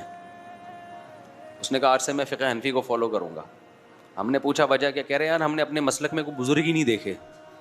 صحیح ہے نا, کوئی بزرگ ہی نہیں ہے. تو ہم لوگ کے یہاں چونکہ بزرگ ہوتے ہیں لہذا وہ نصیحتیں بھی کر رہے ہوتے ہیں. وہ بزرگ کی نصیحت ہی نکل گئی جو میں کرنا چاہ رہا تھا اس چکر میں. ہاں, کہ وہ نصیحت یہ ہے کہ آپ کا اپنا اگر کوئی ویژن نہیں ہوگا تو آپ کسی اور کے ویژن کا حصہ بن جائیں گے. آپ کا اپنا کوئی ہدف نہیں ہوگا. آپ اگر اچھے کاموں میں ٹائم نہیں گزارتے تو شیطان پھر اپنے کاموں میں آپ کو لگا دے گا. شیطان کسی کو فارغ نہیں بیٹھنے دیتا, خوب سمجھ لو. جب کوئی بزی ہوتا ہے نا کسی اچھے کام میں تو شیطان کی رسائی نہیں ہوتی وہاں تک. شیطان کہتا ہے یہ یہاں سے ہٹے گا تو میں اس کو بہکاؤں گا نا. آپ کا دماغ ادھر لگا ہوا ہے تو شیطان کہتا ہے میں محنت کیسے کروں اس کے اوپر. دیکھو کمپنیاں جو اپنی پروڈکٹ بیچنے کے لیے آتی ہیں نا, فارغ آدمی کو سمجھاتی ہیں کہ سر یہ بہترین. فون انگیج جائے گا تو وہ نہیں کریں گے نا. جس نے فون اٹھا لیا اس کو وہ پیکج پہنانا شروع کر دیا. تو وہ بھی دیکھتے ہیں یہ فارغ بیٹھا ہوا ہے, چلو جی اپنی پروڈکٹ منجن جو بھی ہے اس کو لا کے پہنا دی. جو مصروف ہوگا تو کہیں گے بھائی اس کو غصہ آئے گا اگر میں نے اس کو چھیڑا جا کے. تو شیطان بھی یہ کر رہا ہوتا ہے. جو مصروف آدمی ہوتا ہے شیطان کی اس تک رسائی مشکل سے ہوتی ہے. اور جو ویلے ہوتے ہیں نا, ویلے سمجھتے ہیں جو ہوتے ہیں آج کل, فارغ ہوتے ہیں, شیطان کہتا ہے تو فارغ بیٹھا ہوا ہے, چل میں تجھے اپنے کام میں لگاتا ہوں. نئی فلم آئی ہوئی ہے مارکیٹ میں, چل وہ چل کے دیکھ تو جا کے. الٹے الٹے کاموں میں لگائے گا آپ کو, فحش فلموں میں لگا دے گا, پان گٹکے میں لگا دے گا, شراب میں لگا دے گا, برائیوں میں لگا دے گا. آپ نے اپنے اگر اسکیجول ایسا بنایا کہ سارا دن آپ کے پاس فضول کاموں کا ٹائم ہی نہیں ہے تو شیطان کو بہکانے کا موقع نہیں ملے گا. سارا دن اپنا اسکیجول بنا کے اپنے آپ کو بیزی کر لیں. جب آپ یہ سوچیں گے نا تو شیطان اس میں پتہ ہے کام کیا کہے گا, ابے کیا سارا دن مصروف ہو جائیں, پاگل ہیں کیا, تو زندگی کا مزہ ہی ختم ہو جائے گا. تو سارا دن مصروف کا مطلب یہ نہیں ہے کہ کاموں میں مشغول ہو جائیں. تفریح کے لیے بھی ٹائم نکالیں, لیکن وہ تفریح جو جائز تفریح ہو اس کے لیے بھی ٹائم نکالیں آپ. بلکہ شروع میں تو تفریح کا ٹائم زیادہ ہو, کاموں کا ٹائم بولو نا کم ہو. جو ویلے ہیں نا ایک دم سے ان پہ کام کا بوجھ ڈالا جائے گا تو مر جائیں گے ٹینشن سے. تو اپنے آپ کو عادی بنائیں. پہلے کم معمولات رکھیں, صبح شام کے کم معمولات. اور جو باقی فارغ دینا اس کو سوچیں کیا کرنا ہے, تو اس کو کسی جائز تفریح میں پہلے سے لگا دیں آپ. جائز تفریح کیا ہے بھائی؟ جاگنگ ہے, جم ہے, سوئمنگ ہے, جانور پالو, ان پہ دل لگاؤ, بہلاؤ ان میں, بچے پالو, ان کو لے کے گھومو پھرو, نلی نہاری کھاؤ, جا کے تاریخ روڈ پہ نہاری کھانے نکل جاؤ, وہاں یار سنا ہے وہ نئی بریانی مارکیٹ میں آئی ہے, ذرا ٹرائی کر کے دیکھتے ہیں. یہ کیا کون سی تفریح؟ حیدرآباد کی مچھی سنا ہے بڑی مشہور چل رہی ہے آج کل. اب لیکن یہ جب پیسے ہوں گے تو ہوگا نا, جب پیسے نہیں ہیں تو کیا کریں پھر؟ پیسے نہیں ہیں تو وہ اور آسان ہے زندگی. جب جس کے پاس پیسے نہیں ہوتے نا زندگی اور کیا ہے, کیونکہ اس کے بعد گناہ کے پیسے بھی نہیں ہوتے, پھر وہ گٹکے کے لیے ادھار مانگ رہا ہوتا ہے لوگوں سے. تو جو پیسے نہیں ہیں تو اور کسی چیز میں اپنے آپ کو, جاگنگ کے لیے پہ پیسے لگتے ہیں, سوئمنگ پہ لگتے ہیں پیسے, ٹکٹ, لیکن جاگنگ پہ کوئی پیسہ بولو نہیں لگتا. جم کی فیس بھی آج کل بہت ہی بیچارے رو ہی رہے ہوتے ہیں جم والے کے, یار وہ بھی نہیں دے رہے ہوتے لوگ. جم میں ایڈمیشن کروا لو, فیس پی جاؤ, استغفر اللہ, یعنی فیس بعد میں دے دو. جم والے سے بولو تو زکوٰۃ نکالتا ہے کہ نہیں نکالتا, اتنا بڑا بزنس ہے, بولے ہاں نکالتا ہے, تو کہ میں زکوٰۃ میں آ گیا بس, ٹھیک ہے نا, میں تیری جم کی زکوٰۃ ہوں. سمجھاؤ, غیرت ہوگی مان جائے گا انشاءاللہ. بولے یار کچھ اللہ کے لیے بھی کرنا, میرے پاس پیسے ویسے نہیں ہے تو تھوڑا سا ڈنڈ ونڈ پیلنے دے, جان آئے گی, طاقت آئے گی, تیرے لیے دعائیں کروں گا رات کو. تو بہت سارے کام ہیں جو غریب بھی کر سکتا ہے. چوزے تو پال سکتا ہے نا, مور نہیں پال سکتا اور ہرن نہیں پال سکتا. یہ جو ہم نے تو بچپن میں اتنے پالے ہیں, یہ مرغی کے بچے نہیں بیچ رہے ہوتے یہ چوزے رنگ برنگی, اس کا اتنا مزہ ہے. آپ کہہ سکتے یار مجھے ان چیزوں میں دل نہیں لگتا, مجھے پتا ہے آپ کا دل نہیں لگے گا ان چیزوں میں. پال کے دیکھو, کچھ دن دل لگنا شروع ہو جائے گا. جانور سے محبت ہو جاتی ہے انسان کو. ہم نے وہ ہمارے خادم ہے نا, اس کے ذمہ میں نے دانا باجرے کا کام لگایا ہوا جب میں نہیں ہوتا, تو وہ کہہ رہا ہے مجھے محبت ہو گئی پر ان مرغیوں سے. گدھے سے محبت ہو جاتی ہے تھوڑے دنوں میں. تو اس لیے جب تک آپ اپنے آپ کو بیزی نہیں کرتے اچھے کاموں میں یا جائز کاموں میں ہی بیزی کر لو. اگر نہیں کیا بیزی تو سمجھ لو بہت خطرناک گناہوں کی طرف دل جائے گا. اور یہ بھی نہیں کہ گناہ کر کے تسلی ہو جائے گی, پھر دل چاہے گا اس سے آگے, پھر اس سے آگے, پھر اس سے آگے. وہی بات ہے کہ جیسے جیسے وسائل بڑھتے چلے جائیں گے گناہ کی خواہش بڑھے گی, لیکن صحت ساتھ دینا چھوڑ دے گی. بڑھاپے کی طرف جاؤ گے, پھر ہوگی ڈپریشن, یار میں نے کیا یہ, اور اس ڈپریشن میں پھر ڈاکٹروں کے پاس جاؤ گے, گولیاں کھاؤ گے, اور بالآخر ایک دن اسی میں انتقال. نہ خدا ہی ملا, نہ وصال صنم, نہ ادھر کے رہے نہ ادھر کے رہے. ایک آدمی نے کسی لڑکی سے عشق ہو گیا, وہ ناجائز تھا عشق اس کے لیے, وہاں شادی کی کوئی امید نہیں تھی. مولوی صاحب نے سمجھایا کہ دیکھ یہ جو تیرا صنم ہے نا, محبوب ہے, جو تیرا معشوق ہے, یہ تو تجھے ملے گا نہیں, اور تو اللہ سے بھی جائے گا, اس کی محبت میں خدا کو بھی کھو بیٹھے گا. اس نے کہا نہیں یہ مجھے ملے گی, لازمی ملے گی. جیسے ہوتا ہے نا عاشق لوگ احمقوں کی جنت میں رہتے ہیں, یہ مجھے ملے گی, مجھے ایسی بشارتیں مل رہی ہیں. بالآخر اس کی کہیں اور شادی ہو گئی اور اس کے بچے ہو گئے, اور وہ اس کو ماموں کہنے لگے. تو ایسے موقع پہ اس نے یہ شعر کہا, نہ خدا ہی ملا نہ وصال صنم, نہ ادھر کے رہے نہ ادھر کے. تو جس چیز میں آپ ٹائم گزار رہے ہیں, ہم اور آپ سبھی اصلاح کے قابل ہیں. عبادت سے جان چھوڑا کے عادت نہیں ڈال رہے دعائیں مانگنے کی. دیکھو ابھی دعاؤں مانگنے کی عادت ڈال دی نا, خدا کی قسم بڑھاپا اتنا پیارا گزرے گا, اتنا مزے کا گزرے گا کہ رش کریں گے لوگ آپ کے بڑھاپے پہ.